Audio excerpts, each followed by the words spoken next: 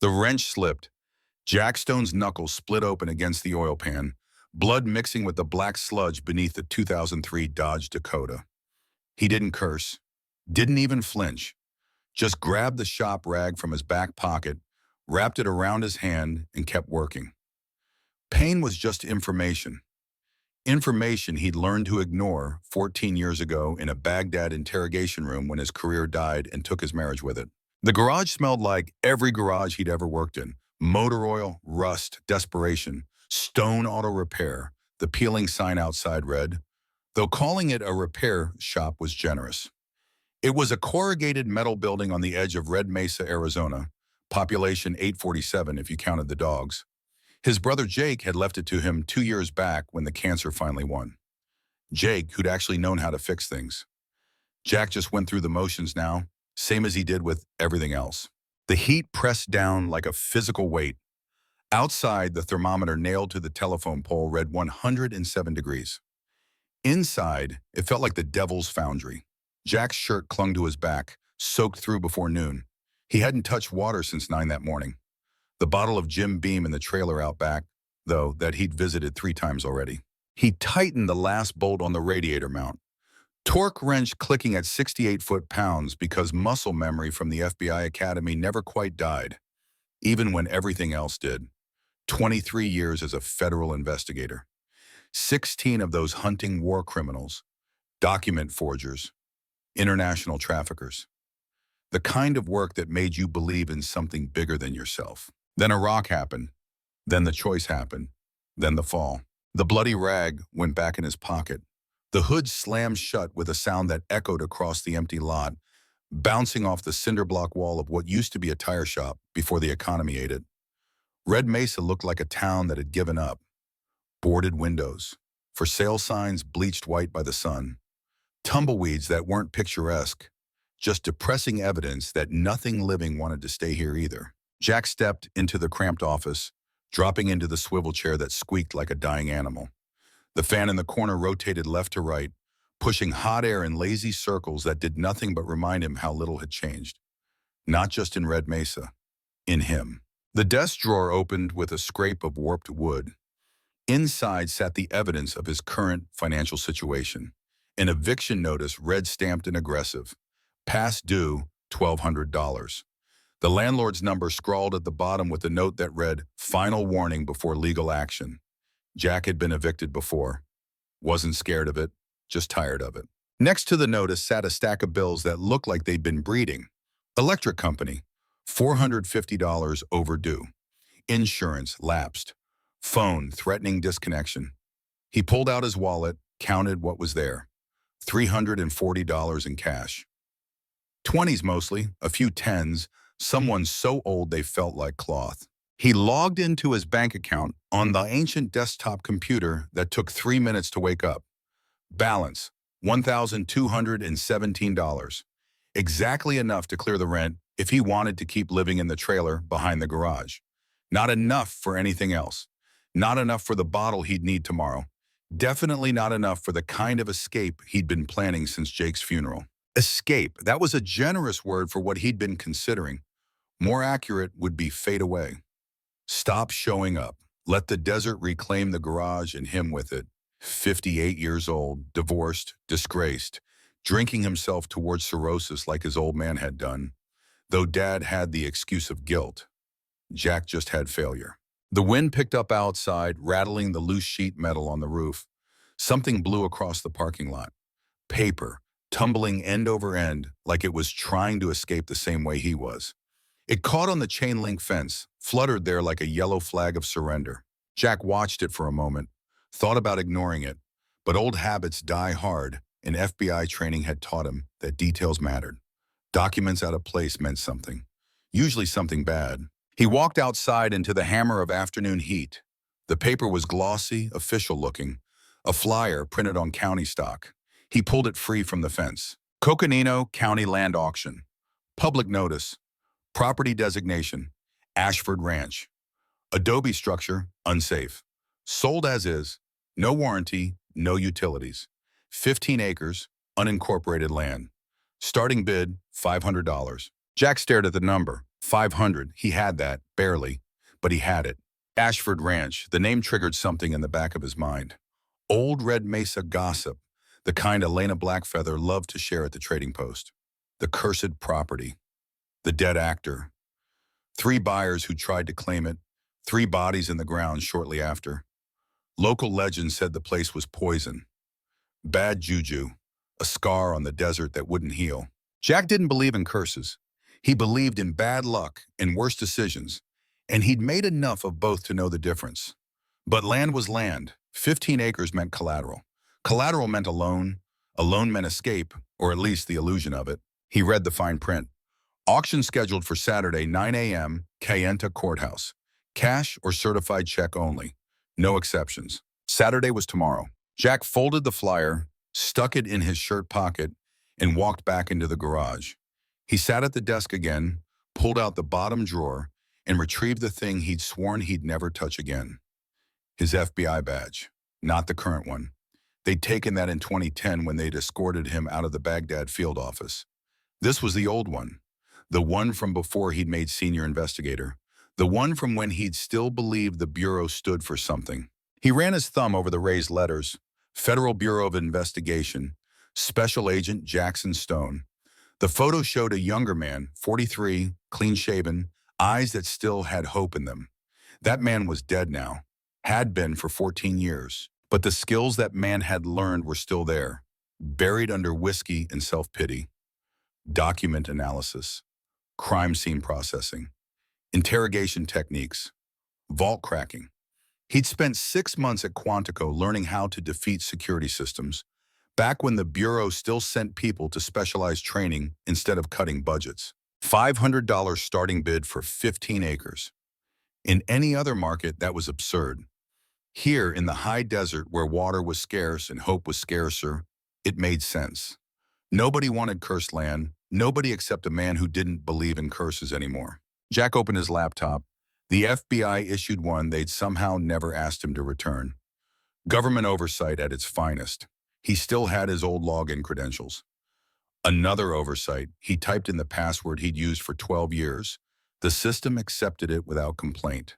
He searched the federal property database, typed in Ashford Ranch, Red Mesa, Arizona.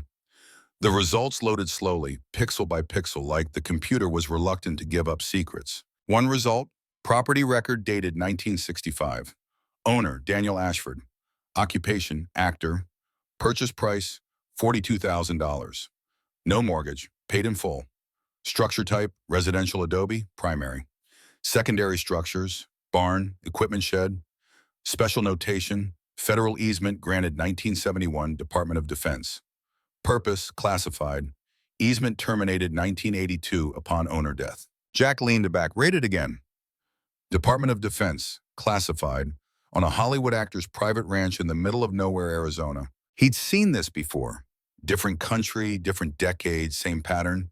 Black site safe houses, unofficial detention centers, places where things happened that couldn't happen on official record. Iraq had been full of them. Afghanistan, too. Apparently, the American Southwest had its own version. He pulled up Ashford's background. Daniel Marcus Ashford, born 1926, died 1982. Film career spanning 1955 to 1980. Mostly Westerns, some war films.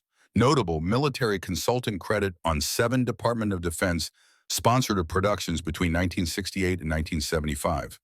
Security clearance in a secret level, granted 1969. An actor with DoD clearance. That wasn't standard. That was recruitment, or leverage, or both. Jack clicked through more files. Found Ashford's death certificate. Cause of death, gunshot wound to head. Manner, suicide.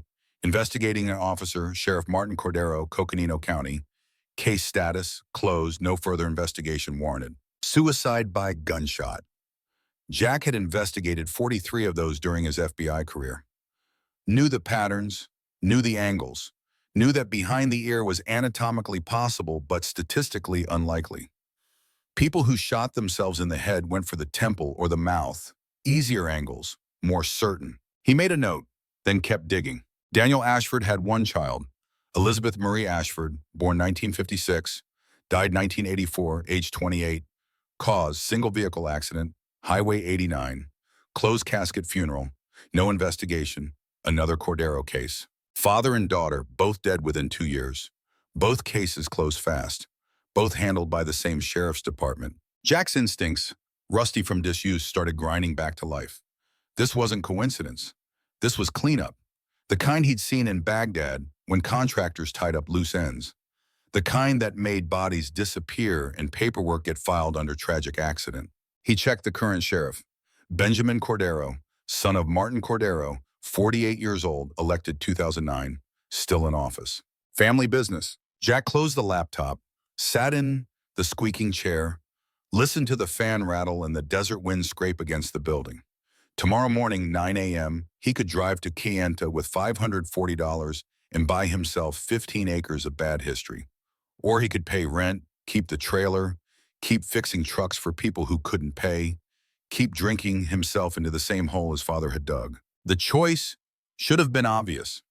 Smart money said pay rent. Smart money said stay invisible.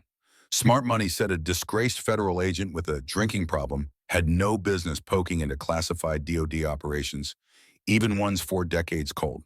But Jack Stone had stopped listening to smart money in 2010 when he'd refused to destroy evidence of contractor war crimes, when he'd chosen oath over career, when he'd lost everything except the knowledge that he'd done the right thing, even if nobody else cared. He pulled a Jim Beam from the bottom drawer, 3 fingers in a coffee mug that said, "World's Best Dad," a gift from a daughter who didn't speak to him anymore. The whiskey burned going down, familiar and disappointing in equal measure. Tomorrow, 9 a.m., Kayenta Courthouse. He'd go, not because he believed in redemption, not because he thought 15 acres of desert would fix anything, but because somewhere in the ruins of Daniel Ashford's ranch, there might be answers to questions nobody had been brave enough to ask. And if Jack Stone was good at anything anymore, it was asking questions that got him in trouble. He finished the whiskey, rinsed the mug, set it upside down on the drain board, walked out of the office, locked the garage, and crossed the parking lot to the trailer that had been his home for 2 years. Inside, it smelled like old man and resignation. Unmade bed, sink full of dishes, walls bare except for one framed photograph. His father, William Stone, in FBI dress uniform, 1985. The year he'd retired. The year something had broken inside him that whiskey had tried and failed to fix. Jack had asked once, when he was 23 and about to graduate from the academy, what made his father leave the bureau after 27 years. Bill Stone had looked at him with eyes that had seen too much and said, "Sometimes the job asks you to do things that keep you awake at night. When you can't sleep anymore, it's time to quit." Bill had died 7 years later. Cirrhosis. Same disease Jack was courting now. Like father, like son, except Jack didn't even have the excuse of moral compromise. He'd done the right thing and gotten punished for it. His father had done the wrong thing and punished himself. Jack pulled the flyer from his pocket, smoothed it on the small folding table that served as his dining room. Ashford Ranch, starting bid $500, auction tomorrow at 9. He'd need to leave by 7 to make the drive. That meant sober. That meant no drinking tonight. That meant lying in the dark trailer, listening to the wind, and wondering if this was the stupidest decision he had ever made, or just the latest in a long series. He set his phone alarm for 6 a.m., stripped down to his boxers, lay on top of the sheets because the air conditioning had died 3 weeks ago and he couldn't afford to fix it. The ceiling fan wobbled overhead, blades cutting through heat that refused to dissipate even after sunset. Sleep didn't come easy. It never did anymore.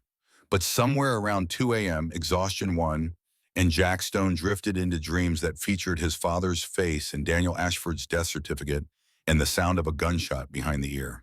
The alarm screamed at 6. Jack woke with a headache that had nothing to do with whiskey for once, just dehydration and poor sleep and the grinding weight of 58 years. He showered in water that never got cold because the pipes ran across the roof. Shaved the 3-day stubble. Put on the cleanest shirt he owned, a blue button-down that had seen better decades.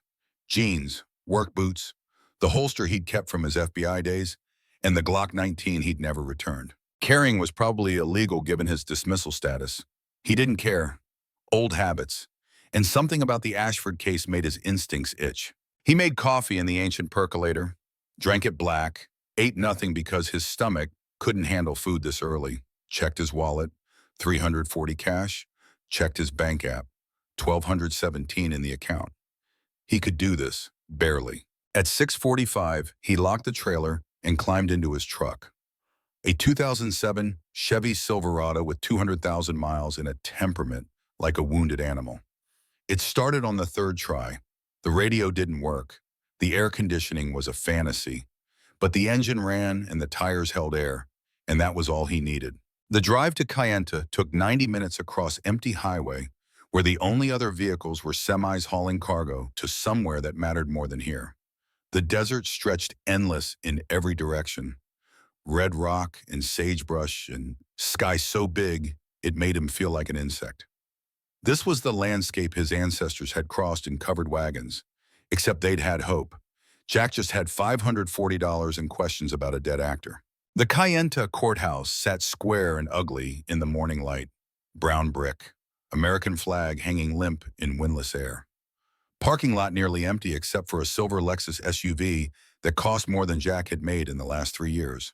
He parked far from the Lexus, old tactical training. Always know your exits. Always maintain distance from potential threats. He checked the Glock, made sure it was concealed, and walked toward the building. Inside, the courthouse smelled like every government building he'd ever entered. Floor polish and stale coffee and the desperation of people dealing with bureaucracy. The auction room was on the second floor, room 2C. He followed the signs. 12 metal folding chairs faced a wooden podium. Maybe 10 people scattered across the seats. Older men mostly, in work clothes and ball caps. A couple in matching turquoise jewelry, holding hands like they were at a funeral. And in the front row, alone, sat a man in a tailored suit that probably cost $4,000. Jack recognized the type immediately. Developer, investor, the kind of predator who circled dying towns looking for deals. The kind who'd pushed out half the businesses in Red Mesa over the past decade. The kind who smiled while he gutted you. The man turned as Jack entered, looked him up and down with eyes that calculated net worth in seconds. Found Jack wanting, turned back around with a smirk that said this would be easy. Jack signed in at the folding table near the door. The clerk, a woman in her 60s with reading glasses on a chain, handed him a paddle. Number 17 in black marker. Number 17. His FBI badge number had been 2417. He'd been Special Agent 17 in the Los Angeles field office. Coincidence, probably, or the universe's idea of a joke. He took a seat in the back row. The chair creaked under his weight. He set the paddle on his lap and waited. The auctioneer arrived at 8:57. A woman with gray hair and a voice that sounded like she'd spent 40 years yelling over crowds. She didn't waste time on pleasantries. Quick greeting, list of rules, straight into the lots. Jack sat through 20 minutes of equipment auctions, used tractors, salvage vehicles, county seized furniture. Nobody bid on most of it. The few bids that came were perfunctory, sad, like watching people fight over scraps. Then the auctioneer's voice cut through his wandering attention. Next up, real property. One parcel, approximately 15 acres, unincorporated land located at 618 Coyote Ridge Road, known locally as Ashford Ranch. One structure, adobe, extreme disrepair. Bidding starts at $500. Jack's hand went up before he could think about it. $500. The man in the front row didn't even turn around. His voice boomed across the small room, confident and contemptuous. $5,000. People shifted in their seats. Whispers started. That was a huge jump. The kind meant to intimidate. Meant to say, I have infinite money and you have none, so quit now. Jack kept his hand steady. 5,100. Now the developer turned, looked at Jack like he was noticing a cockroach. Studied him, the worn shirt, the work boots, the face of a man who'd seen better days and worse choices. The developer smiled. It was not a kind smile. 10,000. More whispers. Someone in the third row muttered that this was getting crazy. The couple holding hands looked at each other and shook their heads. Too rich for their blood. Jack's hand went up again. 10,500. The developer stood, turned fully to face him. He was younger than Jack had guessed, maybe 45. Rolex on his wrist. Wedding ring that probably cost more than a car. Hairstyled in that way that said, I pay someone $300 to make it look like I don't care. The developer walks toward Jack, stopped 3 feet away, spoke loud enough for everyone to hear. You fixing radiators for what? 80 bucks a pop? This is real estate, friend. Adult money. Why don't you go back to your garage and leave this to people who understand investment? Jack looked up at him, didn't blink, didn't smile, just held eye contact the way he'd held it with insurgents in Fallujah interrogation rooms. The kind of eye contact that said, I've seen men better than you break, and I'll watch you break too if you push me. The developer's smile faltered. Just a flicker. But Jack caught it. The auctioneer's voice cut through the tension. Do we have a counter bid? The developer turned back to the front. 15,000. Jack's pulse stayed steady. He'd been in worse negotiations. Had faced down cartel lawyers in Mexico City who'd threatened his family. Had sat across from human traffickers in Detroit who'd promised to kill him slow. This was just a man with money trying to intimidate a man without it. And Jack had stopped being afraid of rich men a long time ago. 15,500. 20,000, the developer snapped. A new voice entered the bidding. Jack turned. A man in a crisp white shirt, sitting alone in the middle row. Late 50s, face like he'd spent time in the sun, no expression at all. The man raised his paddle. 25,000. The room went silent. The auctioneer blinked, surprised. We have 25,000. Do I hear more? The developer's jaw clenched. He glared at the white shirt man, then at Jack, then back at the auctioneer. 30,000. White shirt didn't hesitate. 40,000. The developer's face went red. He spun toward the white shirt man. Who the hell are you? The man didn't answer, didn't even look at him, just sat there, paddle resting on his knee, expression blank as a stone. Jack's instincts screamed. This wasn't random. White shirt wasn't here to buy. He was here to drive up the price, make sure the developer won, but at maximum cost. Or make sure Jack lost, whichever came first. This was coordinated, planned. The auctioneer continued. 40,000. Do I hear more from the gentleman in front? The developer turned back to Jack, looked at him with something between pity and contempt. 45,000, and that's final. The auctioneer nodded. 45,000. Going once. Jack sat perfectly still. Let the words hang. Calculated what he had. 540 in cash, 1,217 in the bank. Total, 1,757. He couldn't even touch 45,000 if he sold everything he owned, including the garage. Going twice. The developer smiled, settled back into his seat like a king reclaiming his throne. The gavel started to come down. Jack raised his paddle. 45,500. The room exploded in gasps. The auctioneer froze, gavel in midair. The developer spun around so fast his neck should have snapped. The white shirt man's expression didn't change, but his eyes tracked to Jack with sudden interest. The developer stood again, walked back to Jack, leaned down close enough that Jack could smell his cologne, something expensive and aggressive. He spoke in a low voice meant only for Jack's ears. Listen to me very carefully, old man.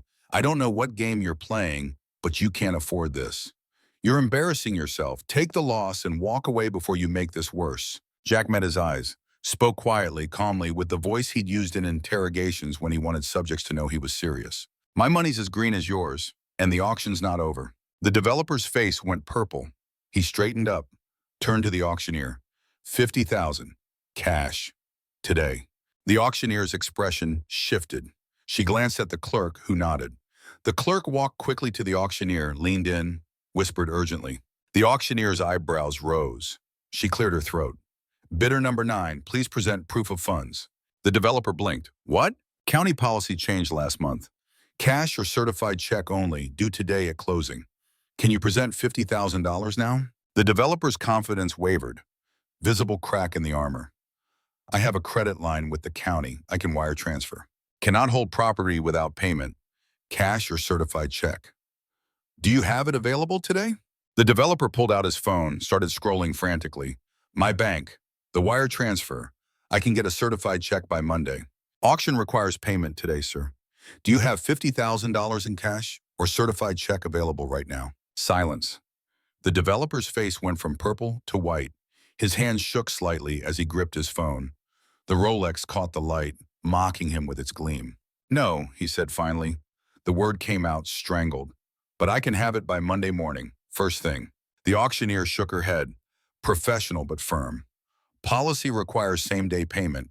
Without proof of funds, we must revert to the previous qualified bid. She turned to Jack. Her expression shifted to something that might have been respect, or curiosity, or both. Bidder 17, can you present $500 cash today? Jack stood, pulled out his wallet, counted out 500 in 20s and 10s, held them up. The auctioneer paused. Let the moment breathe. Let everyone see. The broke mechanic with $500 beating the developer with $50,000 he couldn't access. Then she brought the gavel down hard. Sold to bidder 17 for $500. The crack of wood on wood echoed like a gunshot. The developer stood frozen, face slack with shock and rage. Then he turned and stormed out, slamming the door hard enough to rattle the frame. The white shirt man remained perfectly still, but he raised his phone and took a photograph of Jack. Clear, deliberate, making sure Jack saw. Message received, you're being watched. The clerk called Jack forward. He walked to the desk, legs steadier than they should have been given what just happened. Signed 3 documents, handed over $500.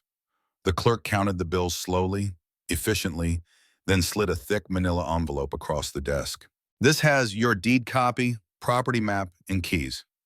Official recording happens in 30 days, but the land's yours now. Jack took the envelope. Inside, 2 keys on a ring, 1 standard house key, 1 smaller, different profile. Wrong size for a house, backup system maybe. Safe deposit box, something else. He walked out into the morning's height. The Lexus was gone. Tire marks on the asphalt where the developer had peeled out. The white shirt man emerged a moment later, climbed into a black Ford Explorer with tinted windows, and drove away without hurry. No plates visible from Jack's angle. Jack sat in his truck, engine off, and opened the envelope. Pulled out the property map. 15 acres outlined in red. 1 structure marked primary residence. Secondary structures noted but no details. And at the bottom, in small print, a notation that made his blood run cold. Federal easement 1971 to 1982. Purpose, secure storage. Classification, top secret. Access, DOD authorized personnel only. Secure storage, top secret, on a Hollywood actor's ranch. Jack knew what that meant. He'd seen it in Iraq, in Afghanistan, in Syria, black sites, places where things got stored that couldn't be stored officially. Documents, evidence, bodies sometimes. He started the truck, didn't drive home, drove north instead, toward Coyote Ridge Road, toward 15 acres he'd just bought with grocery money, toward answers he wasn't sure he wanted. The road to the ranch wasn't really a road. Started as cracked asphalt, degraded to packed dirt, then gravel, then something that was barely better than a dry wash. Mesquite branches scraped his side mirrors. The truck rattled over embedded stones. He shifted into 4-wheel drive low, watching the speedometer hover at 8 miles per hour while the RPM climbed to 2,200. When he crested the last hill, the ranch came into view, and something in his chest tightened. The house was long and low, built in traditional adobe style, 60 feet wide, 30 deep, maybe 10-foot ceilings. But one side of the roof sagged like broken ribs.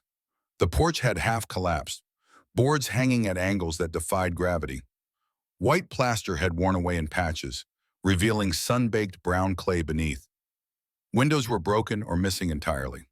A shutter hung sideways, creaking in the hot wind. But even in decay, something about the construction caught his eye. The foundation was too thick, the walls too heavily reinforced. This wasn't civilian architecture. This was bunker grade, built to withstand more than weather. Jack parked and stepped out. The silence pressed against his ears, absolute except for wind and the occasional cry of a raven somewhere in the distance. No cars, no neighbors, just space and time and the weight of secrets. He walked slowly toward the house, boots crunching on gravel. Stepped over fallen boards and weeds that had grown waist-high. The front door leaned open like it had been waiting. Jack pulled the Glock, old habit, cleared the doorway, swept left, then right. Empty. Dust thick enough to track footprints. His footprints. First person inside in years, maybe decades. He moved through the house methodically, FBI training kicking in. Living room, kitchen, 2 bedrooms. Bathroom with fixtures rusted beyond repair. Every room empty, every surface covered in the sediment of abandonment.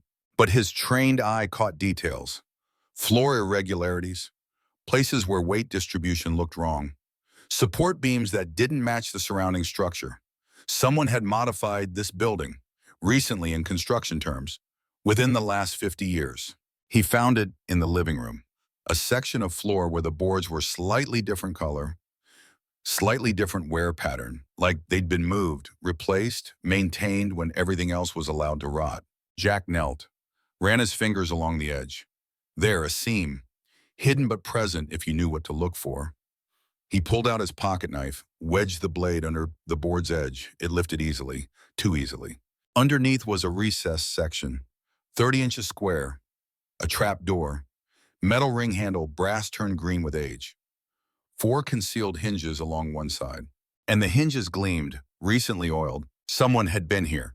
Someone maintained this, recently, within months. Jack grasped the ring, pulled. The trapdoor groaned like a wounded animal, hinges moaning with decades of weight but moving smoothly. Dust spiraled up from the darkness below, thick and dry, catching in his throat. He waved it away and peered into the opening. Stone stairs, 14 of them, each carved from a single piece of red sandstone, descending into blackness.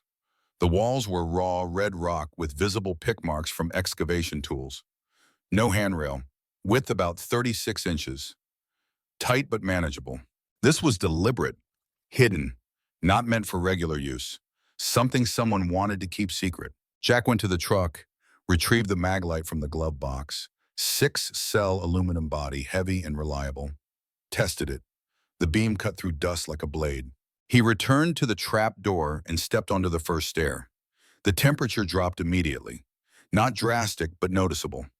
Cool air rising from below, carrying the smell of earth and time and secrets kept too long. Each step down took him deeper into the dark. Spiderwebs stretched between exposed support beams. The flashlight caught their silk, turning it silver. At the bottom, a narrow tunnel extended about 8 feet before opening into a larger space. Jack moved slowly, boots scraping stone, every sound amplified by rock walls. The tunnel ended. The chamber began. 15 feet wide, 12 feet deep, 8-foot ceiling, all of it carved directly from bedrock. A massive undertaking that would have required industrial equipment and weeks of labor. The floor was smooth, worn from use not nature. Someone had walked this space many times. The walls showed pneumatic drill patterns, the kind made by industrial equipment from the 60s or 70s. Government contract work, professional excavation. One battery-powered bulb hung from a wire in the ceiling. Jack reached up, flicked the switch, not expecting anything. The bulb flickered, dimmed, then glowed pale yellow. It still worked. After 40 years, it still worked, which meant someone had changed the batteries. Recently, his skin prickled. He swept the flashlight across the space, cataloging every detail. The chamber was empty except for one thing set into the far wall like a tombstone, a vault. Jack approached slowly, not fear, caution, professional assessment. The vault door emerged from shadow as he got closer. 52 inches wide, 74 inches tall. Door thickness at least 14 inches, maybe 16. This wasn't a home safe. This was something built to withstand war. The manufacturer's plate was still visible despite age and dust. Mosler Safe Company, Hamilton, Ohio. Class 5 bank vault door. Jack had cracked 3 of these during FBI training. Knew their specifications by heart. Resistance to thermal lance, 6+ hours. Resistance to explosives, 15 pounds TNT equivalent. Resistance to drilling, 20+ hours with carbide-tipped bits only. This was designed to protect something that could never, under any circumstances, be stolen or destroyed. He ran his hand over the cold metal, felt a faint vibration under his palm, like the door was holding back pressure from the other side. The 4-spoke wheel handle was massive, 24 inches in diameter, steel polished smooth by decades. The dial combination lock sat in the center, pristine and functional. Jack stepped closer, read the specifications plate. This was military hardware, federal issue, the kind used in bank vaults, nuclear facilities, classified document storage, not something a Hollywood actor could buy at the hardware store. He tested the dial. It rotated smoothly, too smoothly, no grinding, no resistance. Someone had maintained the mechanism. The same someone who'd oiled the hinges. The same someone who'd changed the battery. Someone who knew this vault was here. Someone who wanted it functional. Jack tried the handle, pulled hard, nothing. Locked solid. The seal between door and frame was perfect. No pry points, no weaknesses. This thing was engineered to last centuries. He backed away, swept the flashlight across the rest of the chamber. Completely empty. No boxes, no shelves, no tools or furniture except one thing in the corner he'd missed initially. A wooden chair, ladderback style, white sheet draped over it, now gray with 40 years of dust. Someone had sat here, watching this door, waiting. Jack pulled out his phone. 1 bar of signal, barely enough. He photographed the vault from every angle. The serial number etched into the upper right corner, MSC 5680417. The specifications plate, the chamber itself, the chair. Then he noticed something else, a small drill mark near the dial, about an inch deep. Someone had tried to break in before, had failed, given up. Jack's FBI mind started processing. Federal vault and civilian location, DOD easement from 1971 to 1982. Daniel Ashford, actor with security clearance. Vault maintained after his death in 1982. White shirt man at the auction photographing him. Black SUV watching the property. This wasn't just a safe. This was a federal black site storage facility. And whatever was inside was important enough that people were still guarding it 40 years after the official easement ended. He climbed the stone stairs and emerged into sunlight that felt harsh after the cool dark. His eyes adjusted. He locked the front door with the first key from the envelope, then pulled out the second key, tried it in the same lock. Didn't fit. Wrong size entirely. If the first key opened the house, what did the second key open? Jack walked back to his truck, sat behind the wheel, mind spinning. He opened his laptop. The FBI database login still worked. He typed in the vault serial number. The results loaded slowly, then stopped. Access denied. Classification level above user credentials. But he'd seen the error message before, knew how to work around it, switched to archived records, found a back door through the property database, cross-referenced the serial number with federal facility registrations. One result, partial record, vault registered to Department of Defense, 1971, assigned to Project Sundial, location redacted, purpose, secure evidence storage, classification, top secret, status, active. Active, not decommissioned, not archived, active. Jack sat back, looked at the house, at the trap door he'd left open, at the 15 acres of desert that he'd bought for $500. He'd stumbled into something big, bigger than a dead actor, bigger than a cursed property. This was federal. This was classified. This was the kind of thing that got people killed. His phone buzzed, unknown number. He let it ring. It stopped, started again immediately. He answered, kept his voice flat, stone. The voice on the other end was male, calm, authoritative, filtered through a voice modulator that made it sound mechanical. Mr. Stone, you've opened something that was meant to stay closed. We're prepared to make you a very generous offer for that property. $2 million, cash, today. Jack said nothing. Let the silence build. The voice continued. Or you can refuse, and we'll make your life very difficult. We know about Baghdad. We know about your dismissal. We know about your daughter who won't speak to you. We know everything. Take the money. Walk away. Jack hung up, turned off the phone. He sat in the truck as the sun climbed higher and the temperature inside the cab became unbearable. Thought about $2 million. Thought about what that could buy. New life, new start. Enough distance from this desert and his failures that maybe he could sleep again. Then he thought about his father, William Stone, FBI for 27 years, retired early, drank himself to death, never talked about why. Sometimes the job asks you to do things that keep you awake at night. Jack looked at the photograph he kept in the sun visor. His dad in FBI dress uniform, 1985. Eyes that had seen too much. He thought about Daniel Ashford, gunshot behind the ear, ruled suicide. He thought about Elizabeth Ashford, dead 2 years later, car accident, case closed. He thought about the vault, federal hardware, maintained for 40 years, still listed as active. He thought about the voice on the phone, $2 million to walk away, or consequences if he didn't. Jack started the truck, put it in gear, But he didn't drive home. He drove to Red Mesa, to the trading post, to Elena Blackfeather, who'd lived here 60 years and knew every secret the desert held. The bell above the door gave a lazy jingle as he stepped into the cool darknesses of Red Wing Trading Post. Elena looked up from sorting turquoise jewelry, glasses low on her nose. "You bought it," she said. "Not a question." Jack nodded. Elena set down the bracelet she'd been examining, came around the counter, studied his face like she was reading a map. "You found something."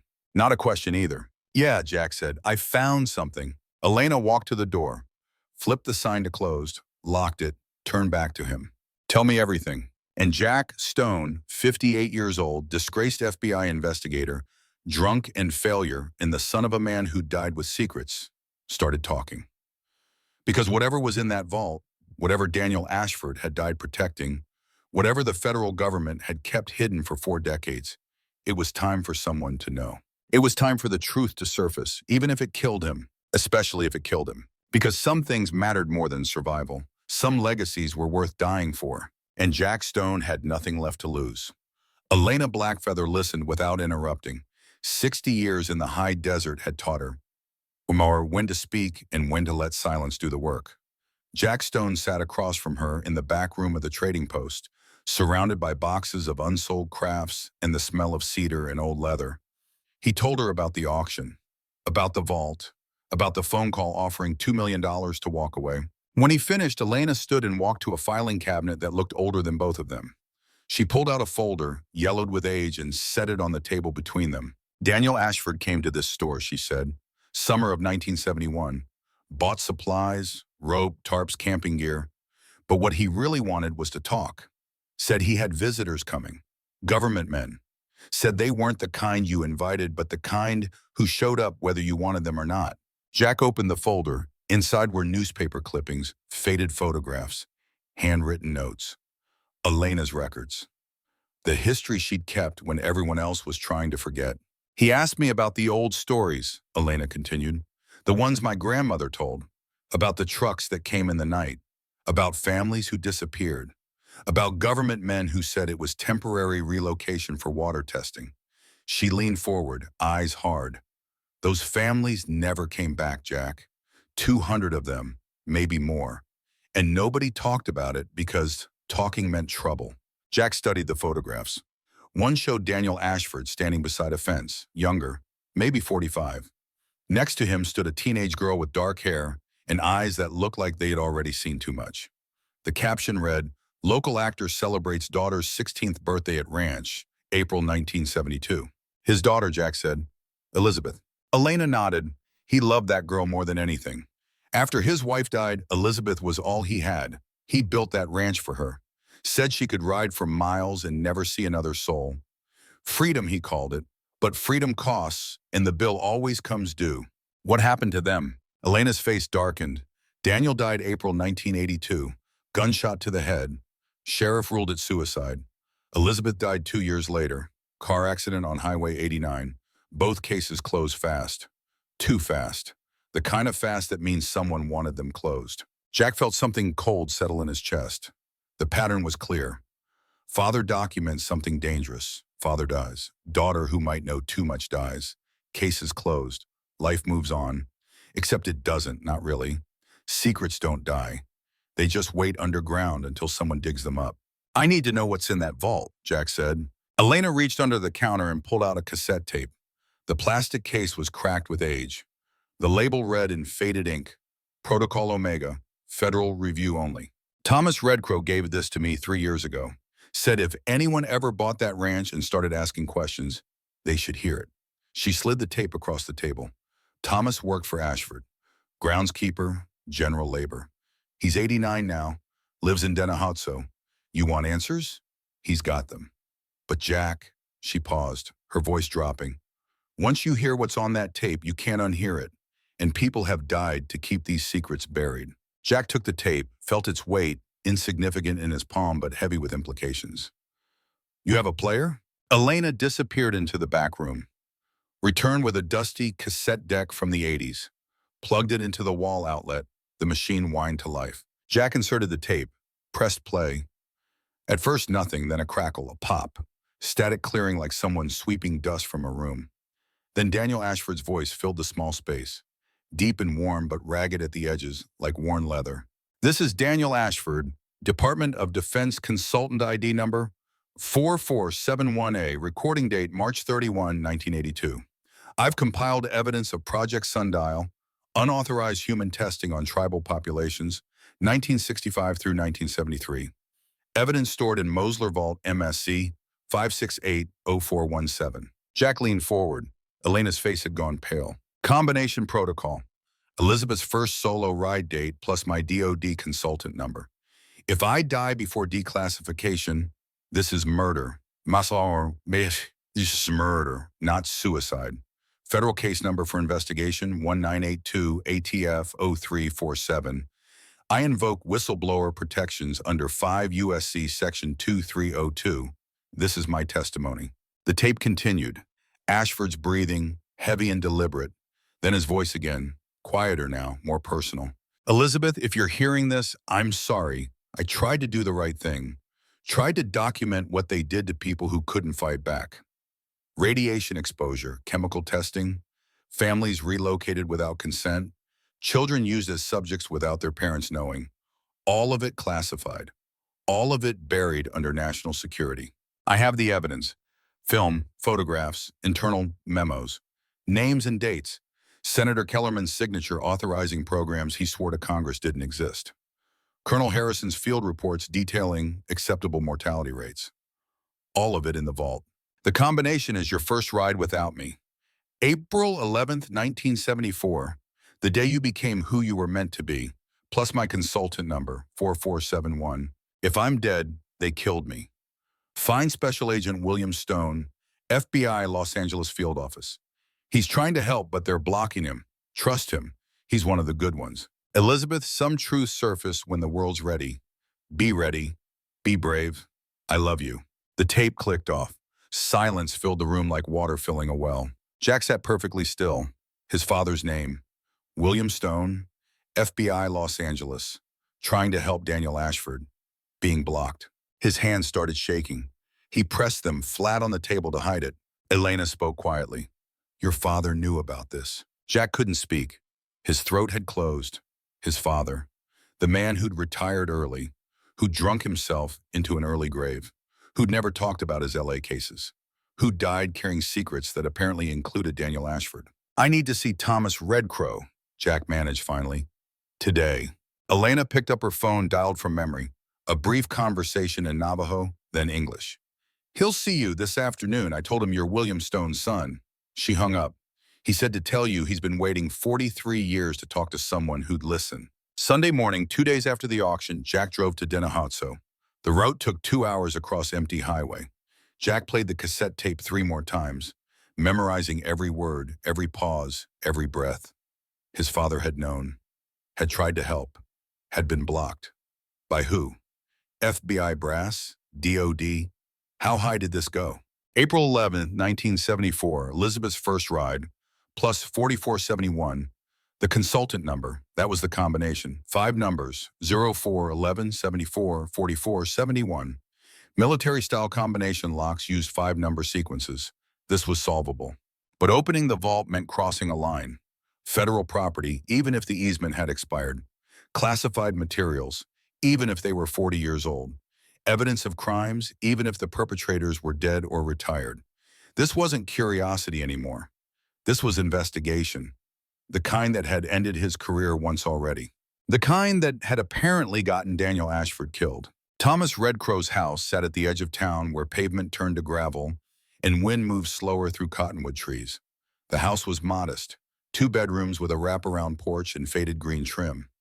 Juniper bushes bordered the property. A wind chime hung near the screen door, playing its quiet music in the breeze. A woman answered Jack's knock, maybe 40, wearing a red flannel shirt buttoned to the neck. Her silver braid hung over one shoulder. You're William Stone's son, not a question. Come in.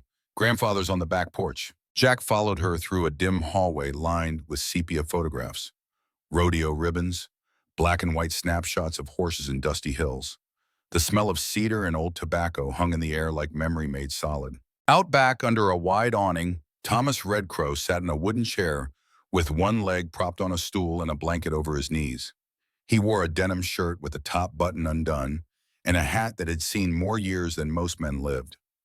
His eyes, cloudy but sharp underneath, tracked Jack as he approached. "You look like him," Thomas said. His voice was rough, weathered. "Your father, same walk, same way of looking at things like you're cataloging evidence." Jack sat in the chair the granddaughter brought. "Mr. Red Crow, I bought the Ashford Ranch yesterday. Found the vault. Elena said you could tell me what I'm walking into." Thomas was quiet for a long moment. Then he leaned forward, wood creaking under him. "Summer of 1971, I was working the ranch, fixing fences, tending horses. Daniel got a call. Next day, 3 black cars arrived. Government plates, men in suits, no names. They had this way of looking at you like you were inventory, like you didn't quite matter." Jack knew that look. Had seen it in Baghdad, in Kabul. Contractors and intelligence officers who'd forgotten that other people were human. "Daniel took them on our drive," Thomas continued. "Back trails where nobody goes. I went along, drove the second vehicle. We stopped at 6 different locations. They'd get out, walk the perimeter, take notes. One of them had a Geiger counter. I remember that, clicking away like a mechanical heartbeat. "Radiation," Jack said. Thomas nodded. They were checking sites. Places where they'd done something, buried something I didn't understand then. 30 years old, just trying to make a living. Didn't ask questions. But I watched. I listened. And at one site near Black Rock, I saw them. Saw what? Wooden crates, military issue, half buried in a wash. The men got excited, quiet excited, started digging with portable shovels. Pulled up 3 crates. Inside were documents, files. The kind with red stamps that say classified. They loaded everything into the vehicles. What did Ashford do? Thomas's eyes went distant. He drove them back to the ranch. They stayed 3 days. I heard them talking late at night. About sites, about subjects, about acceptable losses. They used that phrase a lot. Acceptable losses, like they were talking about equipment, not people. After they left, Ashford was different. Quiet, drinking more. He called someone, I overheard part of it. Said he needed to document what he'd seen. Said he couldn't let it just disappear. Said history deserved better than classified stamps and unmarked graves. Month later, construction crew arrived. Federal contractors. They dug under the house. I helped pour concrete, thinking we were just reinforcing the foundation. Wasn't until they brought in the vault that I understood. That wasn't storage. That was a bunker. The kind you build when you're protecting something that absolutely cannot be lost or destroyed. Jack felt the pieces clicking together. Ashford had been recruited as a DoD consultant, given access to sites, seen evidence of illegal programs, decided to document everything, built a vault to protect the documentation, and died for it. "Did my father ever come to the ranch?" Jack asked. Thomas's face softened. "Twice. First time was March 1982. He met with Daniel in the barn. I was mucking stalls, close enough to hear some of it. Your father was warning him. Said DOD had flagged him as a security risk. Said he needed to destroy the evidence or accept protective custody. Daniel refused. Said protective custody was just a polite prison. Said he'd rather die free than live controlled. Your father got angry. Not loud angry, quiet angry. Said he had a son, that the boy was 16, that Daniel's stubbornness was going to get people killed." Jack's chest tightened. 16. That was him. Spring of 1982, his junior year of high school. "What happened?" "Your father left. Said he'd do what he could, but his hands were tied. 3 weeks later, Daniel was dead. Gunshot behind the ear. I found him in the barn, slumped over his workbench. Called the sheriff. Martin Cordero showed up, looked at the body for maybe 5 minutes, and ruled it suicide. Didn't investigate. Didn't question. Just closed the case. But you said my father came twice." Thomas nodded slowly. "Second time was the day after Daniel died. Your father showed up alone. No badge, no official vehicle. Just him in civilian clothes. He looked," Thomas paused, searching for the word, "destroyed. Like something inside him had broken and couldn't be fixed. He asked to see where I'd found the body. I showed him. He spent 3 hours documenting everything. Photos, measurements, trajectory analysis. Then he showed me the calculations. Proved the gunshot angle was impossible for self-infliction. Showed me powder burns that indicated the shooter stood behind and slightly to the left. Professional execution, he called it. What did he do with the evidence? Thomas's voice dropped. He gave me a copy. Said if anything happened to him, I should keep it safe. Then he left. I never saw him again. 3 years later, I heard he'd retired. 7 years after that, I heard he'd died. Jack couldn't breathe. His father had documented the murder, had proved it. And then what? Buried it? Been forced to bury it. I still have the file, Thomas said quietly. Kept it 43 years, waiting for someone to care enough to use it. He gestured to his granddaughter, spoke in Navajo. She disappeared inside, returned with a manila folder, edges worn soft with age. Jack opened it. Inside were photographs. Daniel Ashford slumped at a workbench. Blood spatter analysis. Trajectory diagrams in his father's handwriting. A typed report, FBI letterhead, marked confidential. He read his father's words. Subject, death investigation. Daniel Marcus Ashford. Conclusion, homicide staged as suicide. Estimated shooter height, 5'11" to 6'1". Estimated weapon, 9mm. Powder residue indicates contact wound inconsistent with self-infliction. Recommend immediate criminal investigation. Below that, in red ink, a handwritten note. Request denied. Case closed per Assistant Director Morrison. Direct order, National Security. Morrison. The name hit Jack like electricity. James Morrison, Assistant Director in 1982, retired in 1995. Currently CEO of Halcyon Security Group, a private contractor that did work for DoD. Morrison had killed the investigation, had ordered Jack's father to bury the evidence, had protected whoever executed Daniel Ashford. Jack looked up at Thomas. Elizabeth, what happened to her? Thomas's face hardened. She came to the ranch after Daniel died, scared, angry, asked me what really happened. I told her what I knew. She said she was going to find the evidence her father mentioned, going to expose everything. 2 weeks later, single car accident on Highway 89. Went off a cliff near Marble Canyon. Closed casket funeral. Sheriff Cordero handled it, no investigation. Ben Cordero, Jack said. Martin's son. Thomas nodded. Family business. Martin buried Daniel's murder. Ben buried Elizabeth's. 40 years of keeping secrets. Jack closed the file. His hands were steady now. The shaking had stopped. In its place was something colder. Clearer. The feeling he'd had in interrogation rooms when he knew he had someone cornered, and they knew it too. I'm going to open that vault, he said. I'm going to document everything inside. And I'm going to make sure every person involved in this answers for it. Thomas studied him for a long moment. Then he reached beside his chair and picked up a small wooden box. Opened it carefully. Inside was a second cassette tape. Daniel made 2 recordings, Thomas said. One for Elizabeth, one for whoever opened the vault after she was gone.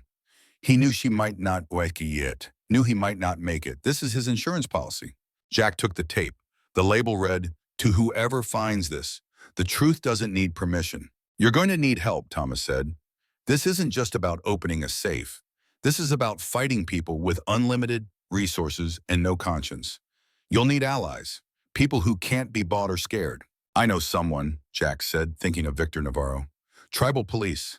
His grandfather disappeared in one of these relocations. Thomas smiled, thin but genuine. Then you're not as alone as you think. Go. Open the vault. Document everything. But Jack, his voice hardened, be ready for war. Because once that door opens, people will come. And they won't come to talk. Jack drove back to Red Mesa as the sun began its descent toward the horizon. The 2 cassette tapes sat on the passenger seat. Evidence of a conspiracy 40 years old but still active. Still deadly. Still killing to protect secrets. He stopped at Elena's store, found her closing up. I need Victor Navarro's number, he said. Elena didn't ask why, just wrote it on a scrap of paper. Be careful, Jack. Thomas is right. Once you open this, there's no closing it again. I don't want to close it, Jack said. I want to burn it down. He called Victor from the garage. The conversation was brief. Victor listened without interrupting. When Jack finished, there was silence on the line. Then, I'm coming over. Give me 30 minutes. Victor Navarro arrived exactly 30 minutes later. 38 years old, Navajo Nation police, built like someone who'd played football in college and never quite stopped training. He wore jeans and a tribal police windbreaker. His badge was visible on his belt, more from habit than authority. Jack handed him a beer. They sat on the metal chairs outside the garage, watching the desert turn purple as the sun dropped. My grandfather, Victor said, was Joseph Navarro, relocated from Black Rock in June 1969.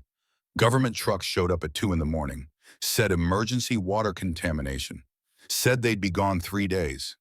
He never came back. Died in Albuquerque 15 years later, still waiting for someone to tell him it was safe to go home. Jack told him everything. The vault, the tapes, Daniel Ashford, his father, Morrison, the pattern of deaths and closed cases. When he finished, Victor was quiet for a long time. Then he stood. When do we open it? Tomorrow morning, Jack said. Dawn, I want good light for documentation. I'll bring cameras, recording equipment. Victor paused. You know they're going to come for us. Let them come. That night, Jack sat in the trailer and played the second cassette. Daniel Ashford's voice, older now, tired but determined. If you're hearing this, I'm dead. Elizabeth is probably dead too. And you found the vault. Inside is evidence of Project Sundial. 12 sites across the Southwest. 200 plus families forcibly relocated. Radiation exposure studies. Chemical weapons testing. Biological agent trials. All on native populations. All without consent. All classified. I documented it because someone had to. Because history deserves truth, not convenient lies. The combination is April 11, 1974, plus my consultant ID. If you can't solve it, look for Elizabeth's diary. I left clues. Whoever you are, understand this. Opening that vault makes you a target. They'll offer money first, then threats, then violence. They've killed to protect these secrets. They'll kill again. But some truths are worth dying for. Some legacies matter more than survival. If you're brave enough to open that door, be brave enough to finish what I started. The truth doesn't need permission. It just needs one person who refuses to stay quiet. Jack turned off the tape, sat in the dark trailer, thought about his father driving away from the ranch in 1982, carrying evidence of murder he'd been ordered to bury. Thought about Daniel Ashford, shot behind the ear for documenting crimes. Thought about Elizabeth, driven off a cliff to keep her silent. Thought about $2 million and the easy choice to walk away. Then he thought about Joseph Navarro, waiting 15 years to go home. About 200 families who'd never gotten answers. About his father dying ashamed that he'd chosen career over conscience. Jack stood, walked to the small desk, pulled out paper and pen, started writing.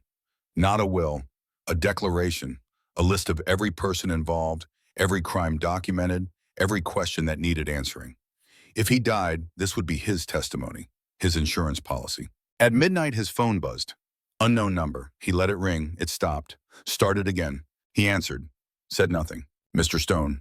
The voice was the same. Modulated, mechanical. This is your second chance. $2 million. Leave the property. Sign a non-disclosure agreement. Walk away. Jack's voice was calm. Even. The voice of a man who'd made his decision and found peace in it. No. Silence on the line. Then, you're making a mistake. I've made plenty of those. This isn't one of them. We know about your daughter, about your ex-wife, about everyone you've ever cared about. Jack felt something ice cold settle in his chest. Then you know I don't have much left to lose, which makes me dangerous. He hung up, turned off the phone, pulled the battery. At 5:30 a.m., his alarm sounded. Jack woke from shallow sleep, dreams full of his father's face and gunshots behind ears. He showered in lukewarm water, dressed in dark clothes, strapped on the Glock, filled a backpack with tools, cameras, evidence bags, FBI gear he'd kept when they'd kicked him out. Victor arrived at 6, brought tactical flashlights, a digital camera, voice recorder. They loaded everything into Jack's truck. The drive to the ranch took 40 minutes. The sun was just beginning to paint the eastern sky orange and pink. The desert looked different in dawn light, softer, almost forgiving. They parked and approached the house. Jack unlocked the door, stepped inside. The trap door was where he'd left it, still open. The stairs descended into darkness. Victor turned on his flashlight. Ready? Jack thought about his father, about Daniel Ashford, about 40 years of secrets and all the lives they'd crushed. Ready? They descended together, their flashlights cutting through the dark, their boots echoing on stone. At the bottom, the vault waited, patient as death, cold as justice. Jack approached the dial. His hands were steady, no fear, no hesitation. just the certainty of a man who'd found his purpose again. He began the sequence. 4 full rotations clockwise to clear any previous attempts. Stop at 04. Counterclockwise past 04 to stop at 11. Clockwise to 74. Counterclockwise to 44. Clockwise to 71. He paused, listened to the dial the way his FBI training had taught him, heard a faint click inside the mechanism. Metal engaging with metal in the precise way it had been engineered to do 43 years ago. Jack grasped the 4-spoke wheel, 24 inches of solid steel. He pulled. Resistance at first. Decades of stillness, fighting against movement. He pulled harder. A deep thunk reverberated through the chamber. Locking pins releasing, bolts retracting into the door's body. The wheel spun halfway. The door groaned. 4,000 pounds of steel and tungsten carbide moving like a glacier calving. Cool air rushed out from the vault's interior, carrying the smell of archives and secrets, and time compressed into physical form. Victor stepped forward with his flashlight. They both peered into the darkness beyond the threshold. Inside were shelves. Heavy cardboard boxes stacked carefully. Film reels, 16mm size. Dozens of them. Leather-bound ledgers standing upright like books in a library. A vintage typewriter. File boxes labeled with dates spanning years. And overhead, a single bulb connected to a backup battery system. Still functional after 4 decades. Jack stepped inside. 8 feet deep, 6 feet wide, 8-foot ceiling. Everything organized with deliberate precision. Climate controlled, which explained the battery system. Whoever built this had intended for the contents to survive indefinitely. He opened the nearest box. Film reels, each one labeled in careful handwriting. Santa Fe 1969, El Paso Trials, Code Red Witness, Site 7B, Do Not Copy. His fingers moved to the next shelf. One of the leather ledgers came free with a whisper of aged binding. He opened to the first page, handwritten logs, dates, coordinates, names. June 14, 1969. Meeting with Colonel Harrison, Department of Defense. Discussed relocation protocols. June 18, 1969. Site inspection. 37 families marked for transfer. June 26, 1969. Transfer initiated. No consent obtained. The words sat on the page like accusations. This wasn't movie memorabilia. This wasn't personal correspondence. This was documentation of crimes. Systematic, deliberate, documented. Victor stepped closer, reading over Jack's shoulder. His voice came out quiet and tight. My grandfather, he told stories about trucks at night, families disappearing, officials saying it was temporary relocation for water testing. They never came back. Jack moved to the next shelf. Stacks of letters. Official correspondence with government seals faded but still visible. He pulled one free. The addressee line made his stomach drop. Senator R. Kellerman, confidential. He read the first paragraph. This letter constitutes sworn testimony regarding unsanctioned military operations on sovereign tribal lands between 1965 and 1973. Evidence includes photographic documentation, witness statements, and internal memoranda detailing experimental protocols conducted without informed consent. This wasn't a celebrity vault. This was an evidence archive, documentation of government crimes spanning years, operations that had been buried, classified, destroyed everywhere except here, in a sealed room under a forgotten ranch. Jack pulled out his camera, started photographing everything, every page, every label, every seal. Victor did the same with the video camera, narrating what they were seeing. 2 hours later, they documented the surface layer. But there was more, so much more. Boxes of photographs, canisters of film, medical records, death certificates, compensation claims marked denied. In one file box, Jack found a manila envelope marked Site 7B, photographic evidence. He opened it carefully. Inside were grainy black and white photographs. Men in military uniforms with no insignia. Trucks with covered license plates.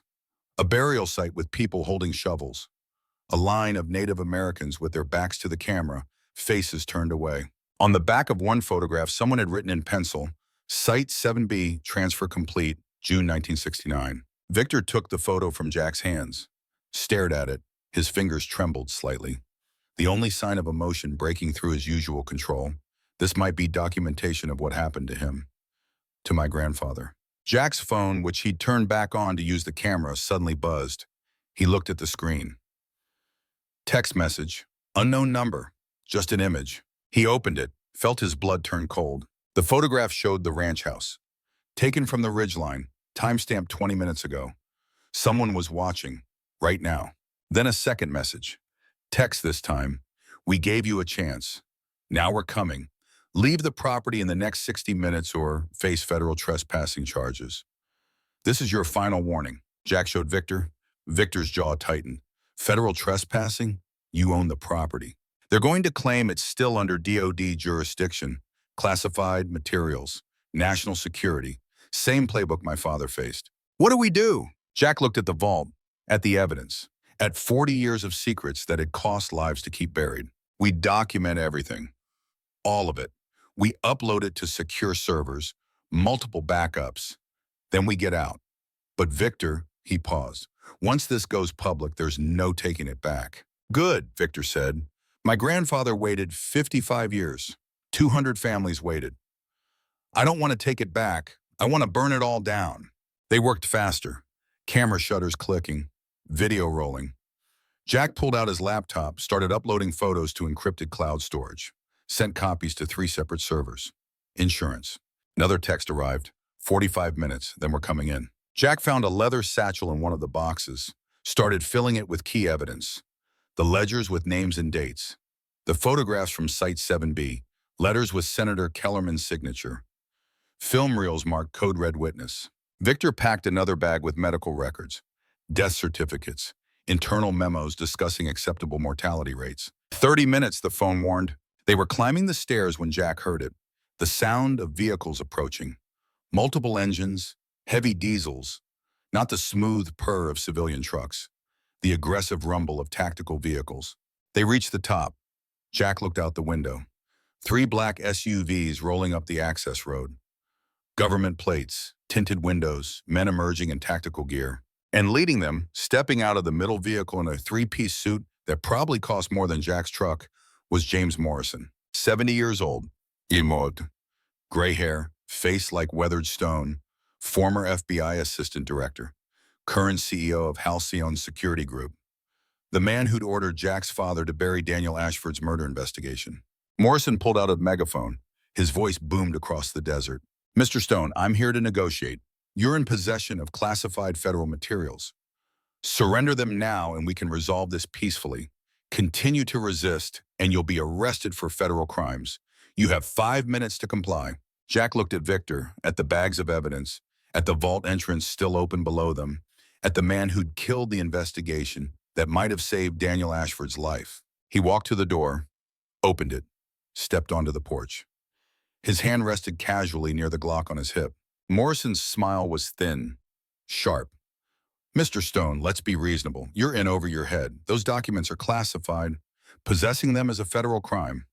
But I'm prepared to be generous. Surrender the materials, sign a non-disclosure agreement, and walk away with your freedom intact. Jack's voice carried across the empty space between them. You killed my father's investigation. You covered up murder. You protected people who experimented on civilians. And you think I'm going to negotiate? Morrison's smile didn't waver. Your father understood reality. Sometimes justice has to bend to serve the greater good. National security isn't pretty, but it's necessary. Those programs saved American lives. By destroying native lives, Victor called from behind Jack. By relocating families without consent. By using children as test subjects. Morrison's eyes shifted to Victor, dismissed him, focused back on Jack. This is your last chance. Surrender the documents, or I'll have my men extract them by force. Jack felt the weight of everything, his father's shame, Daniel Ashford's execution, Elizabeth's murder. 200 families erased from their land, 40 years of silence. He smiled, cold, certain, the smile of a man who'd found something worth fighting for. Come and get them. Morrison's face hardened. He gestured to his men. They started forward. 12 contractors in tactical gear, armed, professional, moving with the coordination of military training. Jack backed inside, slammed the door, locked it, looked at Victor. We need to go, now. They grabbed the evidence bags, ran for the back of the house. Jack had spotted it yesterday. A second exit, small door, half hidden. leading to a root cellar that connected to an old irrigation tunnel. Behind them, the front door shattered, boots on floorboards, men shouting. Jack and Victor hit the tunnel running. Concrete walls, low ceiling, water stains from decades of disuse. It ran 200 yards, emerged in a wash behind the property. They burst into sunlight, kept running, reached Jack's truck where they'd parked it in a hidden spot. Threw the evidence in the back. Jack started the engine. Gunfire erupted. Contractors had spotted them. Rounds kicked up dirt. Jack floored it. The truck fishtailed, then caught traction. They bounced across the desert. No road, just open land and the desperate mathematics of escape. In the rearview mirror, Morrison stood beside his SUV, watching them go. He raised his phone, made a call. Jack knew what that meant. More men, roadblocks, federal warrants, the full machinery of power grinding into motion. But they had the evidence, photographs, documents, names and dates, proof that couldn't be denied. Victor was already on his phone, calling Grace Stormcloud, the journalist who'd spent 30 years investigating federal crimes on tribal lands. The one person they could trust. Grace, Victor said, we have something you need to see. Something big. Jack drove, his hands steady on the wheel, his father's ghostwriting shotgun. Daniel Ashford's voice from the tape echoing in his head. The truth doesn't need permission. It just needs one person who refuses to stay quiet. They'd opened the vault. Now they had to survive what came next. The truck hit asphalt doing 75. Jack wrestled the wheels as suspension bottomed out, metal screaming against metal. Victor braced himself against the dashboard, phone pressed to his ear, still talking to Grace Stormcloud. Behind them, 3 black SUVs erupted from the desert like predators breaking cover. Grace's voice crackled through the speaker. How much evidence? Enough to bury them, Victor said. Photographs, documents, medical records, site locations, victim names, government signatures, all of it. Get to my office. Flagstaff, I'll have the legal team ready. Jack glanced in the rearview. The SUVs were gaining. Professional drivers, tactical pursuit. Morrison wasn't playing anymore. We've got company, Jack said. Heavy company. Victor looked back, saw the pursuit vehicles. His hand moved to the weapon on his hip. We're not going to make Flagstaff. Jack's mind calculated trajectories, distances, options. The highway stretched empty ahead. No traffic, no witnesses. Perfect place for an accident, the kind that left no survivors and convenient questions. He downshifted. The engine roared. Pushed the old Silverado past 80. The frame shuddered. The steering wheel vibrated in his hands. This truck wasn't built for high-speed chases. It was built for hauling lumber and bad decisions. The lead SUV pulled alongside. Tinted window rolled down. A contractor leaned out, weapon raised. Not pointing yet, just showing, the message clear. Pull over or this gets worse. Jack jerked the wheel right. His truck sideswiped the SUV, metal shrieking. The contractor yanked back inside. The SUV swerved, recovered, dropped back, dropped. Victor was typing furiously on his phone. What are you doing? Uploading, Victor said. Every photo, every document, cloud storage, encrypted. If they kill us, the evidence still gets out. Smart. Jack's eyes flicked between road and mirrors. The SUVs were regrouping, changing tactics. 2 pulling back, 1 accelerating hard. The third SUV rammed them from behind. Jack's head snapped forward. The evidence bags in the back seat flew against the cab. He fought the wheel, kept the truck straight. Another ram, harder. The rear bumper tore loose, dragging sparks. They're trying to spin us, Victor said. Jack saw it.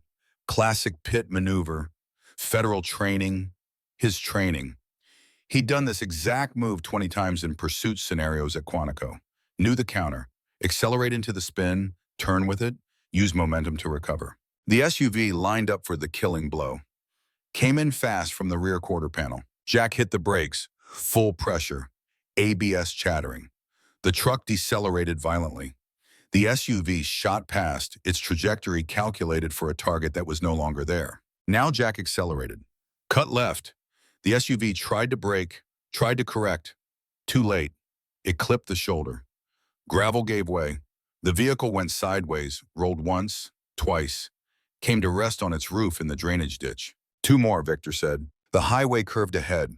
Steep grades, switchbacks cutting through red rock canyons. Jack knew this road, had driven it 100 times in the 2 years since Jake died. Knew every turn, every blind spot, every place where the shoulder dropped away into nothing. He pushed the truck harder. 90 miles per hour on a road rated for 50. The tires screamed on the curves. The back end wanted to slide. He fed it gas, controlled the drift, used the truck's weight like a weapon. The two remaining SUVs followed. Professional, skilled, but driving vehicles built for tactical situations, not canyon racing. Jack took the next curve at the limit of physics, felt the outside tires lift, felt gravity deciding whether to let him live. The truck teetered, settled, gripped. Behind him, one of the SUVs wasn't as lucky. Too much speed, too much weight, too much confidence. It broke traction mid-curve, went wide. The guardrail caught it but didn't hold. The vehicle punched through, sailed into empty air, dropped 200 feet into the canyon below. One left. This driver was better. Hung back, maintained distance, waiting for Jack to make a mistake. Victor's phone buzzed. He looked at the screen. His face went pale. Jack, they've issued a federal warrant. You're wanted for theft of classified documents, assaulting federal officers, and domestic terrorism. Domestic terrorism. Jack almost laughed. Same charge they'd threatened him with in Baghdad when he'd refused to destroy evidence of contractor war crimes. The federal government's favorite hammer, the one that justified anything. Indefinite detention, black site interrogation, disappearance. How long until every cop in Arizona is looking for us? Jack asked. It's already out. APB for your truck. Armed and dangerous. Do not approach. Then we ditched the truck. Where? Jack's mind scrolled through options. They were 20 miles from Flagstaff. Couldn't make it on this highway, not with every cop converging. Needed to disappear, needed somewhere Morrison's resources couldn't reach. Tribal land, Jack said. Navajo Nation has jurisdiction. Federal warrants need cooperation. Victor understood immediately. Started making calls. His badge still carried weight in the right places. Jack took the next exit, unmarked turnoff, dirt road that led into reservation territory. The remaining SUV followed. 5 miles of washboard road. The truck rattled like it was coming apart. The SUV hung back, maintaining visual but not engaging, waiting for something. Jack realized what? Helicopter. He heard it before he saw it. The whoop, whoop, whoop of rotors cutting air, coming in low and fast from the north. There, Victor pointed. Black helicopter, no markings, searchlight already sweeping the ground even though it was full daylight. They're hurting us, Jack said. SUV behind, chopper above, pushing us toward a kill box. The road ahead split, left toward Window Rock, right toward a dead-end canyon that the maps called Devil's Throat. Jack went right. Victor looked at him. That's a dead end. I know. Jack pushed the truck into the canyon. High walls rose on either side. Red sandstone streaked with black. The road narrowed. Became less road, more suggestion. Boulders forced him to slow. The helicopter circled overhead, searchlight tracking them. The canyon ended exactly where the map said it would. A wall of stone, nowhere to go. Jack stopped the truck, turned off the engine. The sudden silence was profound. Just wind, just the distant rotor wash, just the sound of their breathing. Why are we stopping? Victor's hand was on his weapon. Because running is what they expect. Jack opened his door, grabbed the evidence bags, started walking toward the canyon wall. Victor followed. Jack, this is crazy. Maybe, but I spent 6 months training for hostage rescue in terrain exactly like this. Morrison's men are urban tactical. They don't know how to move in canyons. Jack reached the wall, started climbing, handholds worn smooth by 1,000 years of water, footholds barely wide enough for boot tips. The evidence bag over his shoulder threw off his balance. He compensated, climbed. Victor came behind him, athletic, strong, but not trained for this. His breathing was harsh. The helicopter swung closer. Rotor wash blasted them, sand and grit. Jack squeezed his eyes shut, found the next hold by feel, pulled himself up. 50 feet, 70. The canyon floor dropped away below. One mistake meant a fall that would leave nothing worth identifying. Jack reached a ledge, narrow shelf carved by ancient water, barely 3 feet deep, but enough. He pulled himself onto it, turned, reached down. Victor grabbed his hand. Jack hauled him up. They pressed against the stone, breathing hard. Below, the SUV had arrived. Men were deploying, 6 contractors in tactical gear. Weapons raised, moving in practiced formation toward the base of the cliff. The helicopter hovered, Searchlight found them, locked on. A loudspeaker crackled from the helicopter. Federal agents, you are under arrest. Surrender immediately or we will use force. Jack looked at Victor, smiled. It was not a sane smile. You trust me? Do I have a choice? Not really. Jack turned, started moving along the ledge. It ran maybe 200 feet before ending at another crack in the stone. A chimney, climbers called it. Vertical shaft just wide enough to wedge your body in and shimmy up. The contractors were climbing now. Slower than Jack had, but competent. Professional. They'd reached the ledge in minutes. Jack entered the chimney, braced his back against one wall, feet against the other, started moving up in a series of controlled pushes. This was pure technique, pure training, the kind of skill that didn't fade even after 14 years. Victor followed, struggling. His breathing ragged, Jack reached back, grabbed his hand, pulled. They emerged onto the canyon rim, 150 feet above the floor. The wind up here was fierce, constant, the kind that carved stone over millennia. The helicopter banked toward them, closer. The pilot was good, kept the aircraft stable despite the wind shear. The side door was open. A contractor with a rifle. Jack dove behind a boulder, pulled Victor down. Rounds sparked off rock. The crack of gunfire echoed through the canyon. We're pinned, Victor said. Jack pulled the Glock. Not to fight, to buy time. He blind fired 3 rounds toward the helicopter. Didn't expect to hit anything, just wanted them cautious. The helicopter pulled back, repositioned. The contractors were on the ledge now, starting up the chimney. Jack looked around. The canyon rim was a maze of stone formations. Hoodoos and spires carved by wind.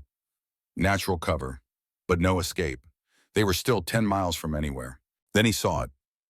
Old Shepherd's Trail, barely visible, threading through the rocks toward a neighboring canyon. Move, he told Victor. Fast. They ran, low and quick, using the rocks for cover. The helicopter tracked them but couldn't get a clean angle. Too many formations. Too much stone between hunter and prey. The trail descended into a slot canyon, walls so narrow Jack had to turn sideways to squeeze through. The helicopter couldn't follow here. Too tight. Too dangerous. They moved through geological time. Sandstone layers that recorded 100 million years of deposition. Each stratum a different color. Red, white, yellow, black. The walls rose 200 feet on either side. The sky was a ribbon of blue overhead. Behind them, echoing through stone, came the sound of pursuit. Boots on rock. Radio chatter. The contractors were in the slot canyon. Jack kept moving. The canyon twisted like a snake.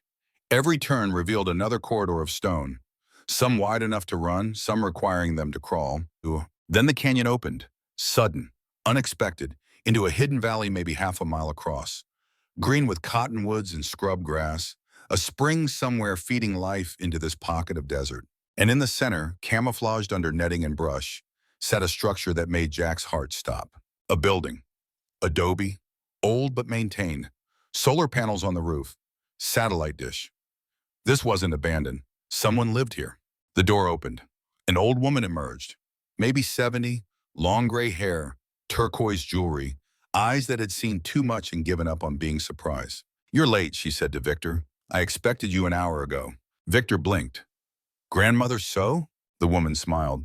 Your grandfather and I were friends. He told me if anyone ever opened that vault, they'd need help. She looked at Jack. You must be William Stone's son. You have his eyes and his terrible judgment. Jack heard the contractors entering the valley behind them, maybe 3 minutes away. We need shelter, Jack said. They're hunting us. I know, the woman said. I've been watching on satellite. She gestured inside.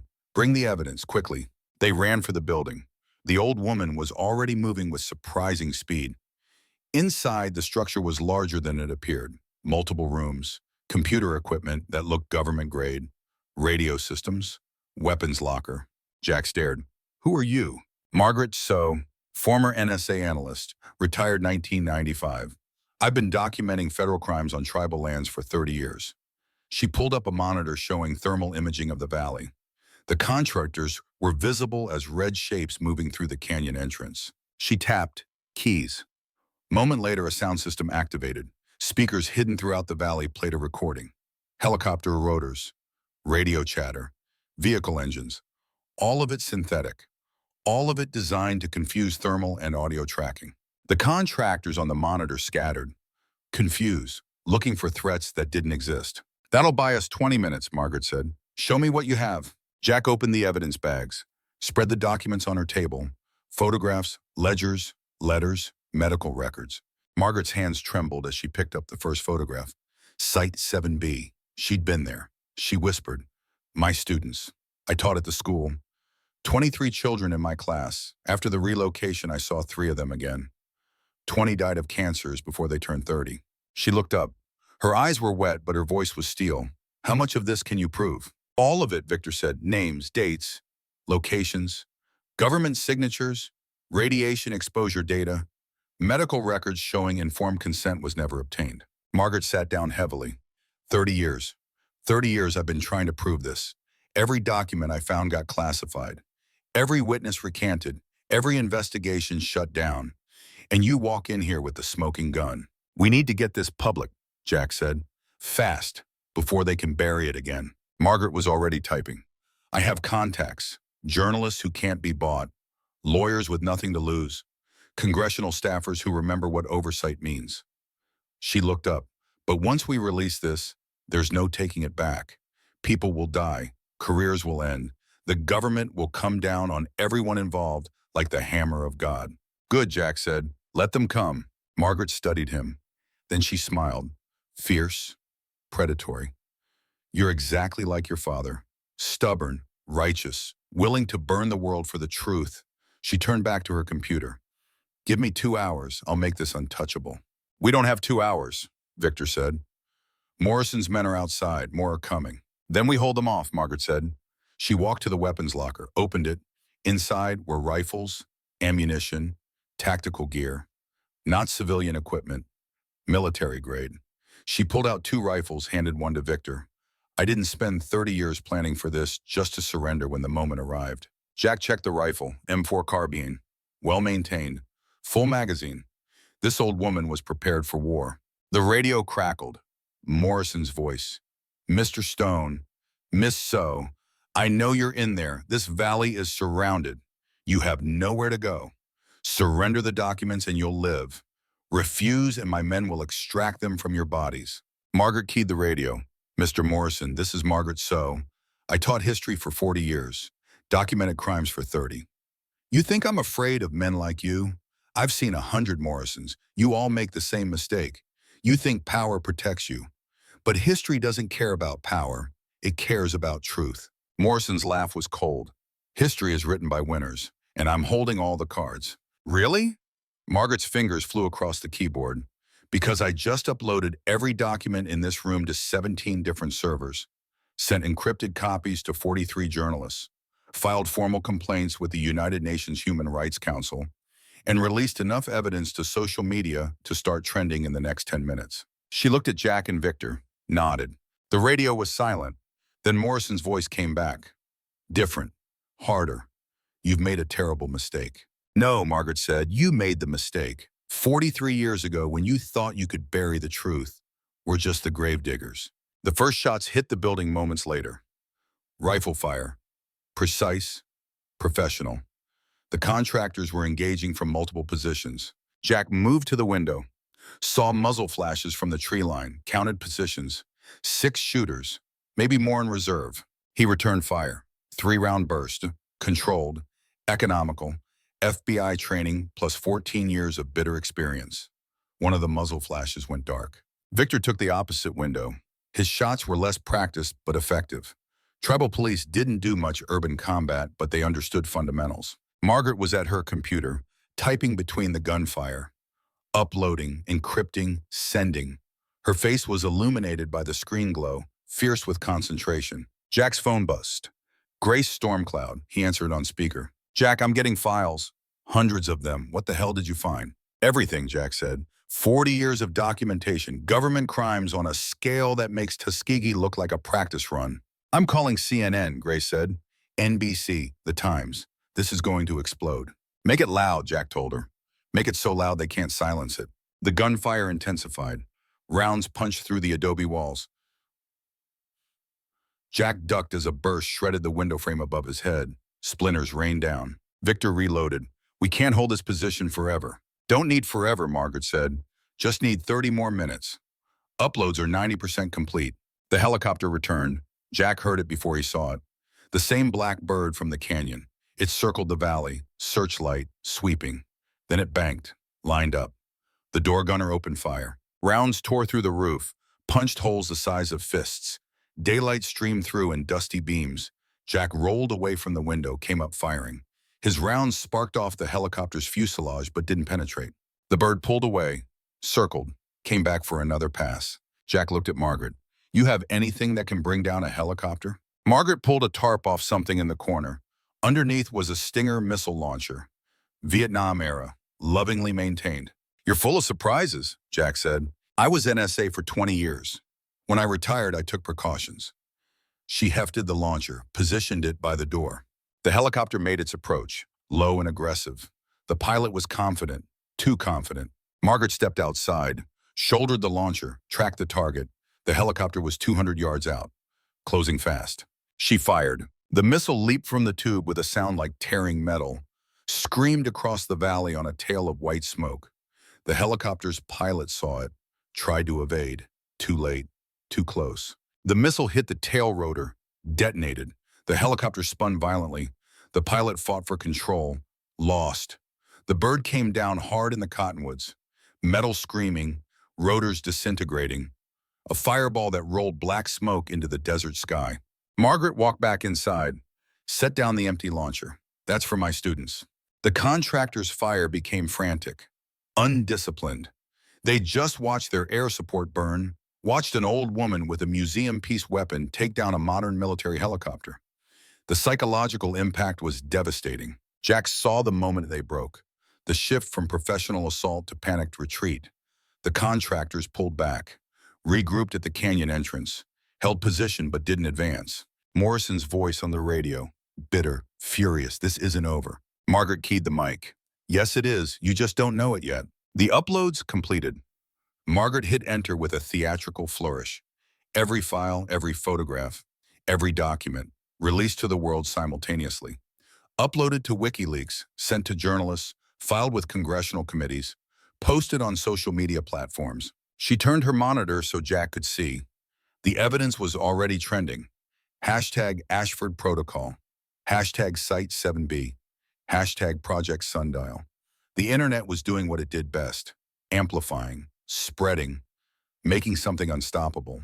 Jack's phone exploded with notifications, texts from numbers he didn't recognize, emails, news alerts.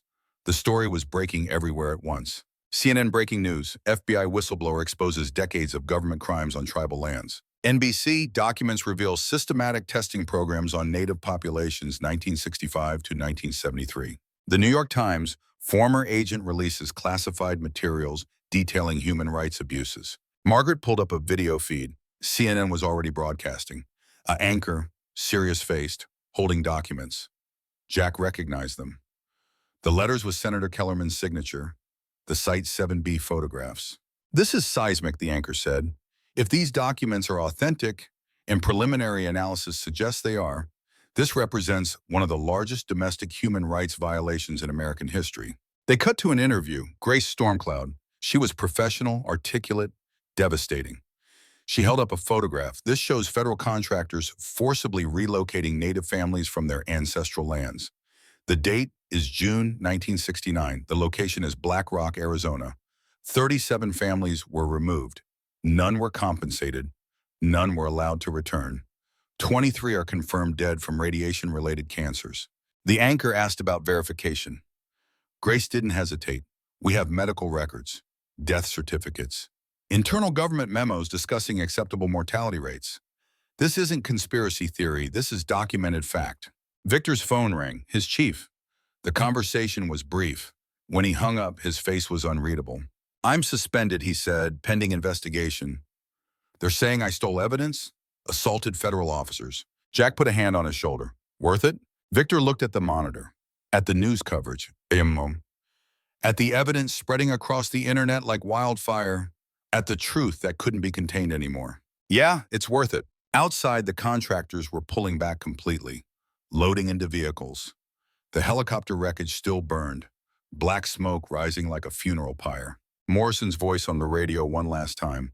You think you've won. You've just signed your death warrants. Maybe, Jack said, taking the mic from Margaret. But we'll die knowing we did the right thing. What will you die knowing? Silence. Then the sound of vehicles departing. The contractors were leaving, retreating. Morrison didn't have the authority anymore. The evidence was public. Continuing the assault now would just add more crimes to the pile. Margaret collapsed into her chair, exhausted, triumphant. 30 years. 30 years of waiting, and it's finally over. It's not over, Jack said. Morrison's still out there. Kellerman's son is still covering for his father. There are 12 sites we haven't investigated yet. Victor pulled out his phone, showed Jack a text from Elena. Robert Whitehorse is calling. He saw the news. He wants to testify. More texts flooded in. Names Jack didn't recognize. Survivors, family members, people who'd been silent for decades suddenly finding their voices. The dam had broken. Margaret's computer chimed. Email. She opened it. Read. Her face went pale. What? Jack asked. It's from Elizabeth Ashford. That's impossible, Victor said. She's been dead 40 years. Margaret turned the screen. The email was simple. 3 lines. I'm not dead. I've been waiting. Meet me in Santa Fe, 428 Canyon Road, tomorrow noon. Attached was a photograph. An old woman, maybe 70, gray hair, turquoise jewelry, but the eyes were unmistakable. The same eyes from the photograph of 16-year-old Elizabeth standing beside her father. She faked her death, Jack said. Went underground, waited for someone to open the vault. The email continued. I have information about the other sites. 6 more vaults, 6 more caches of evidence. Project Sundial was bigger than my father knew. And James Morrison isn't the top of the pyramid. Jack felt something shift. They'd opened 1 vault, exposed 1 site, but this was larger, deeper, a conspiracy that had been running for 60 years. Tomorrow, Victor said. Santa Fe. We meet Elizabeth. If she's real, Jack cautioned. Could be a trap. Only one way to find out, Margaret said. She was already packing gear. Weapons, communications equipment. I'm coming with you. I didn't wait 30 years to miss the ending. Jack's phone rang. Unknown number. He almost didn't answer, but something made him. The voice on the other end was female, elderly, calm. Mr. Stone, this is Elizabeth Ashford. What you released today is 10% of the story. The other 90% is in 6 vaults my father and his colleagues built. Each one documents a different program. Each one is protected the same way. And each one is being watched by people who will kill to keep them closed. Why now, Jack asked. Why wait 40 years? Because I needed someone outside the system, someone they couldn't buy or threaten, someone who had nothing left to lose. She paused. Your father tried to help my father. He failed because the system was too strong. You succeeded because you burned the system down. Now finish the job. The 6 vaults, Jack said. Where? I'll tell you tomorrow. In person. I need to know I can trust you, that you're willing to go all the way. I've come this far. This far is nothing. What I'm offering is war. Total war. Against people who've been protected for 60 years. People with unlimited resources and no conscience. They've killed hundreds. They'll kill hundreds more to stay hidden. Then we better work fast, Jack said. Elizabeth laughed. Dry. Harsh. You sound like my father. He thought speed mattered too. They shot him behind the ear in his own barn. Don't mistake courage for immunity, Mr. Stone. They'll come for you, for everyone you care about. Let them come. Tomorrow, Elizabeth said. Seeing. Noon. Come alone. If I see federal surveillance, I disappear again, and you'll never find the other vaults. She hung up. Jack looked at Victor and Margaret. Tomorrow we meet a ghost, and she's going to tell us how deep this really goes. Margaret was checking her weapons, making sure magazines were full. I've been preparing for this my whole career. Every crime I documented, every witness I interviewed, every piece of evidence I collected, it was all leading here. Victor sat cleaning his rifle. Methodical, professional. My grandfather died waiting for justice. 23 years in Albuquerque. Died of cancer caused by radiation he was exposed to without his knowledge or consent. If there's a chance to make that mean something, I'm taking it. Jack thought about his father, about the file Thomas Redcrow had kept for 43 years, about William Stone documenting Daniel Ashford's murder and then being ordered to destroy the evidence, about 7 years of drinking himself to death because he'd chosen career over conscience. This was the second chance. The opportunity to finish what his father had started, to make the shame mean something, to turn failure into legacy. The sun was setting over the valley. The helicopter wreckage had stopped burning, but smoke still rose. The contractors were gone. The battle was over, but the war was just beginning. Jack's phone buzzed again. News alert. Department of Justice announces investigation into Project Sundial allegations. FBI director calls for full transparency. Another alert. Senate Subcommittee on Indigenous Affairs schedules emergency hearing. Another. UN Human Rights Council opens inquiry into American testing programs. The machine was grinding into motion. Slow, bureaucratic, but inexorable. Margaret pulled up a live feed. Protesters were gathering in Washington, D.C. Native rights groups, civil liberties organizations, citizens who'd seen the evidence and were demanding accountability. A reporter interviewed an elderly man holding a photograph. My father, the man said, was relocated from Black Rock in 1969. Died of leukemia 10 years later. I was told it was natural causes. Now I know different. Now I know he was murdered by his own government. The reporter asked what he wanted. The man's answer was simple: truth, accountability, and for every person responsible to face justice. I don't care how old they are. I don't care how powerful they used to be. They killed my father. They need to answer for it. Victor turned off the monitor. We should rest. Tomorrow's going to be hard. Jack Joshua, but he didn't sleep.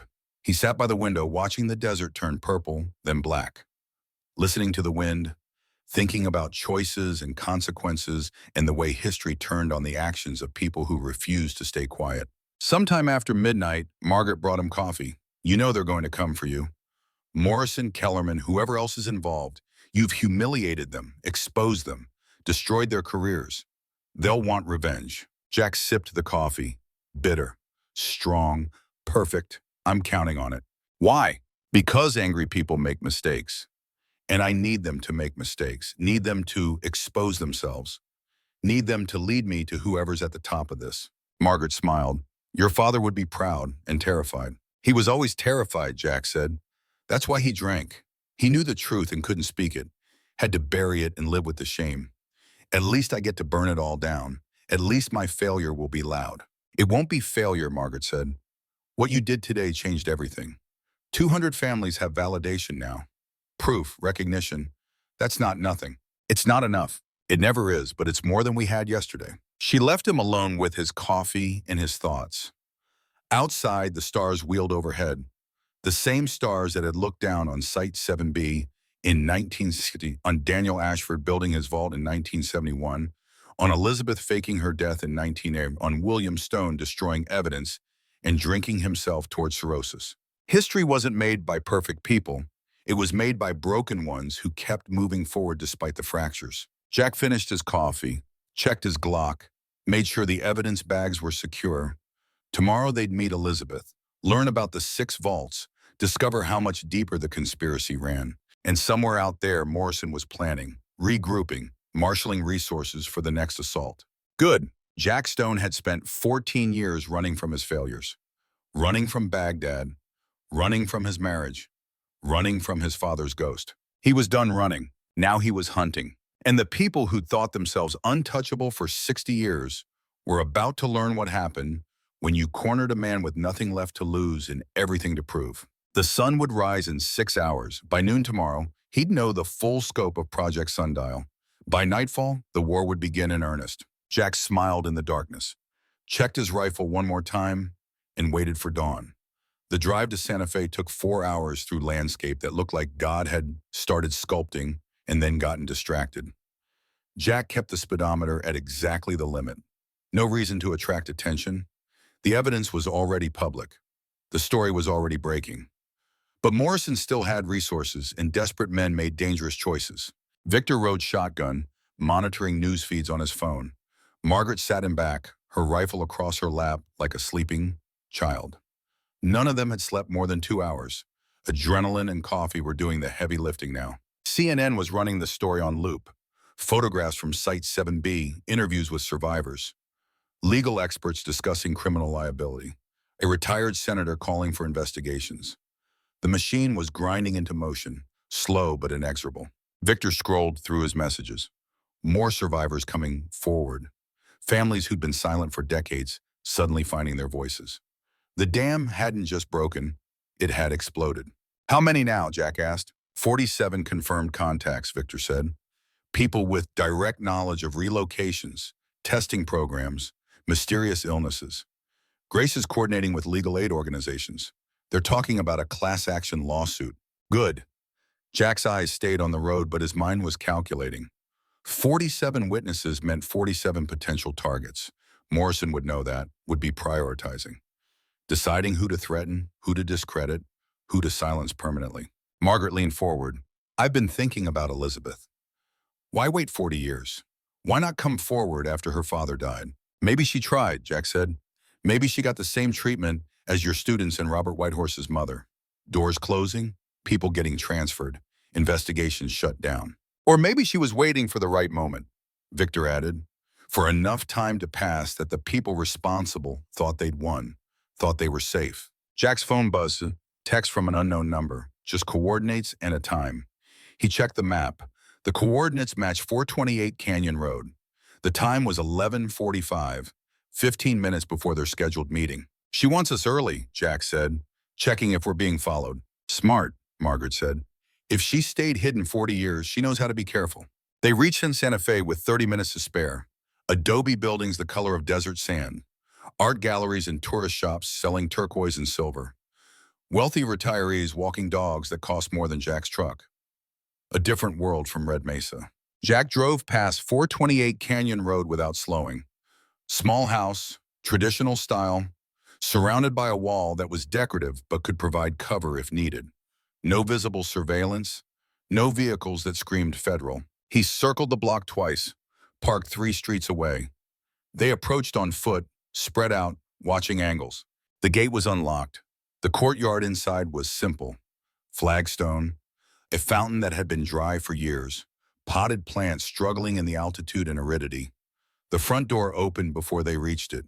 Elizabeth Ashford stood in the doorway, 70 years old but standing straight, gray hair pulled back, turquoise jewelry that looked handmade, eyes that had seen her father murdered and her own death faked, and 40 years of waiting. She looked at Jack, studied his face. You have his walk, the way he moved when he was thinking 3 steps ahead. My father? He came to see my father twice. Spring of 1982. The first time to warn him. The second time to document his murder. Elizabeth stepped aside. Come in, we don't have much time. The house was larger than it appeared from outside. One large room that served as living space, kitchen, and office. Walls covered with maps, photographs, documents. 40 years of investigation compressed into a visual database. Elizabeth gestured to the table, sat, waited for them to do the same. My father was recruited in 1969, she began without preamble. The Department of Defense needed someone with media connections. Someone who could move through different circles without attracting attention. An actor was perfect. Daniel Ashford, Hollywood nobody, who'd do anything for a paycheck and security clearance. What did they want him to do, Victor asked. Document their work. She pulled out a folder, old photographs. Daniel Ashford shaking hands with men in military uniforms, standing beside equipment, gesturing at landscapes. They were conducting experiments, radiation exposure, chemical weapons, biological agents, all on populations they considered expendable. My father's job was to create a visual record for their internal use. But he kept copies, Jack said. Elizabeth nodded. Everything they showed him, he documented twice. One set for them, one set for himself. He saw what they were doing, saw families being relocated without consent, saw children being exposed to radiation, saw death rates climbing and officials calling it acceptable losses. She paused. Her voice hardened. My father wasn't a hero. He was a coward who found courage too late. But he found it. The vault, Margaret said. Elizabeth pulled out a map, marked with 6 locations across the Southwest.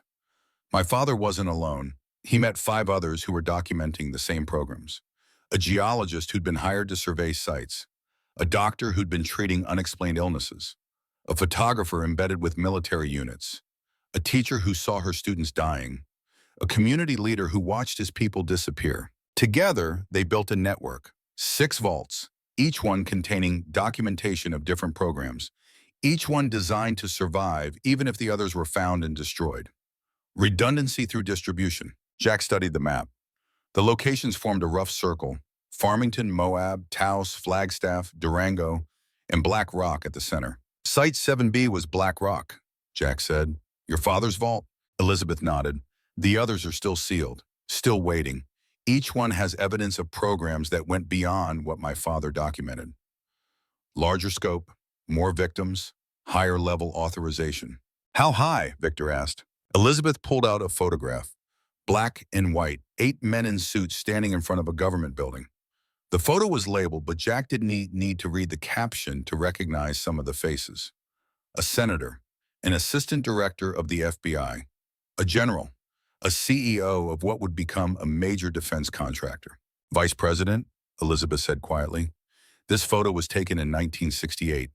Project Sundial had presidential authorization, not just awareness, authorization. The highest levels of government knew and approved. The room went quiet.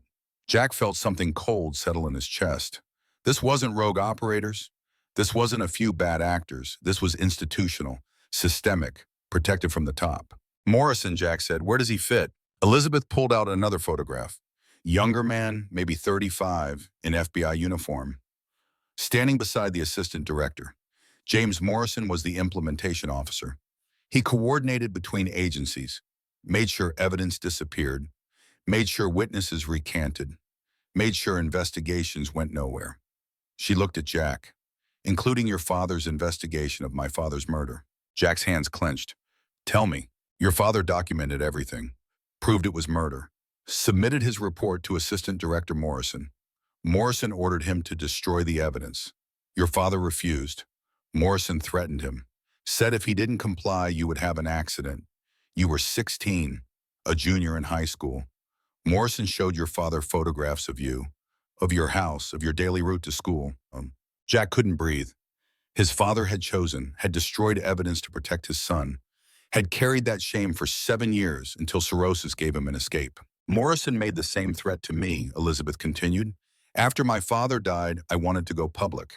Morrison came to me personally, said I could disappear or die. My choice.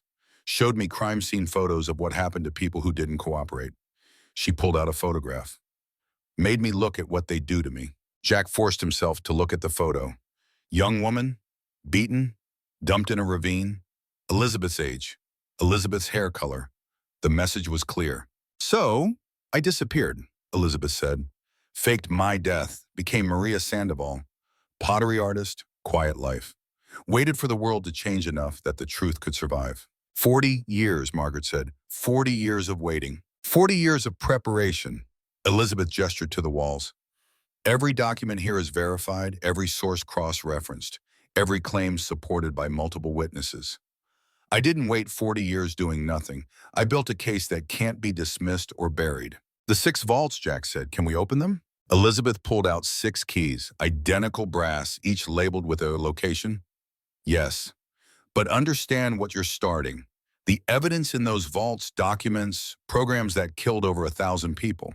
Names government officials at the highest levels, implicates corporations that are now Fortune 500 companies. This isn't just about justice for Site 7B. This is about dismantling a conspiracy that's been protected for 60 years. Good, Jack, Jack said. Let's dismantle it. Elizabeth studied him. Then she smiled, thin, sharp.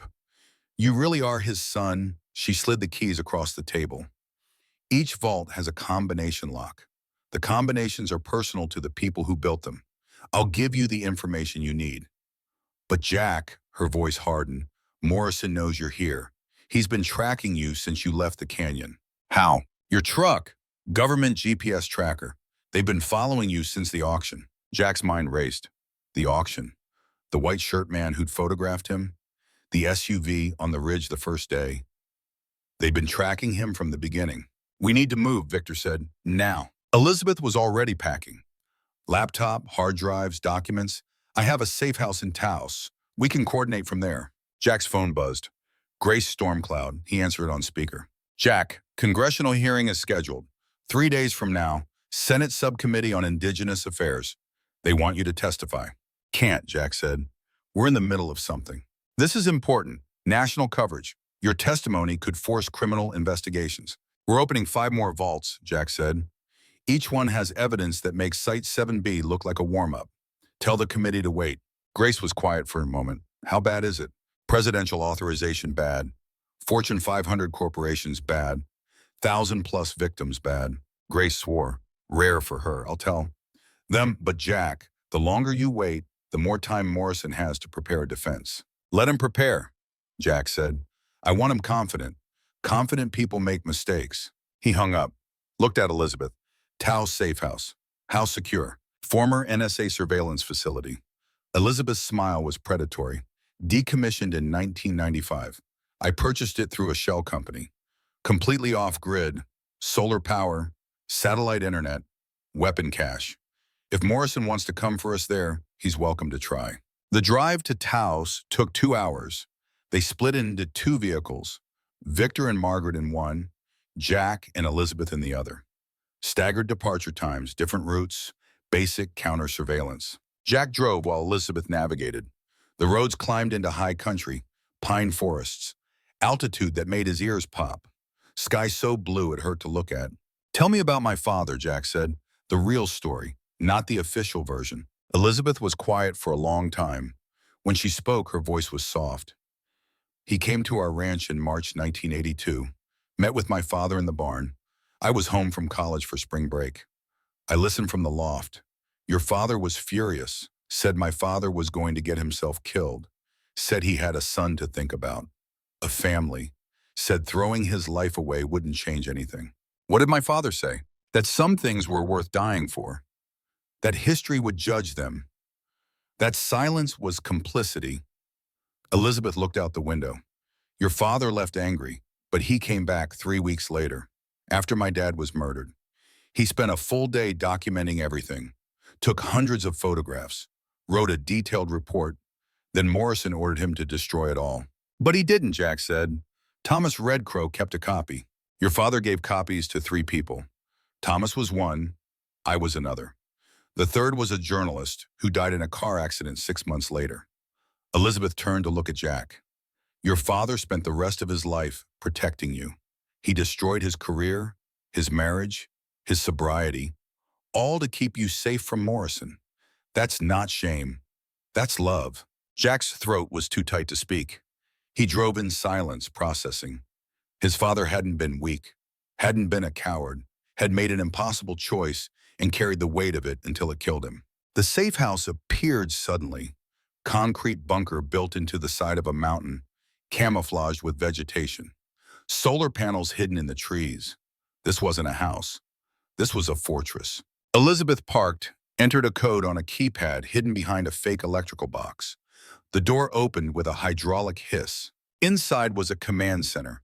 Multiple monitors, communications equipment, server racks, enough food and water for 6 months, enough ammunition for a small war. Margaret whistled low. You've been busy. 40 years, Elizabeth said.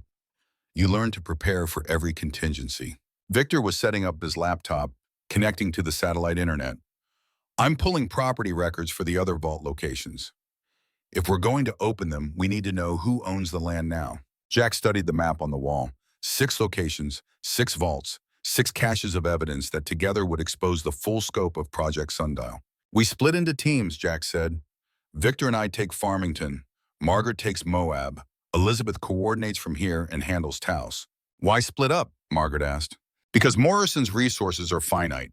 He can't cover 6 locations simultaneously. We move fast, document everything, upload before he can respond. Elizabeth pulled up a secure communication channel. I've been in contact with the other documenters' families, the geologist's daughter, the photographer's son. They know about the vaults. They want to help.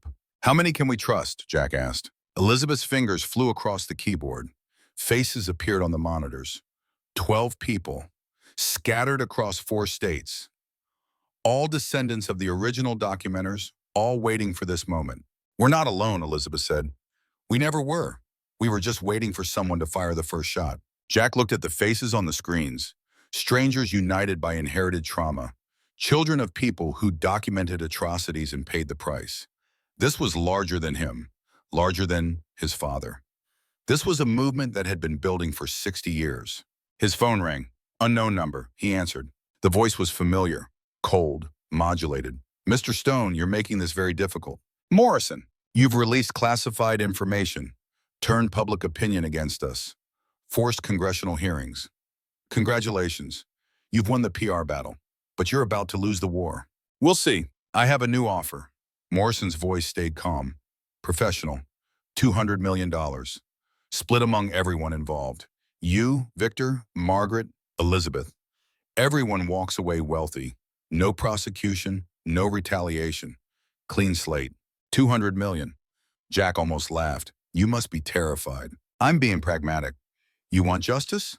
Fine, use the money to build memorials, fund scholarships, support survivors. But stop this crusade before people die. People already died.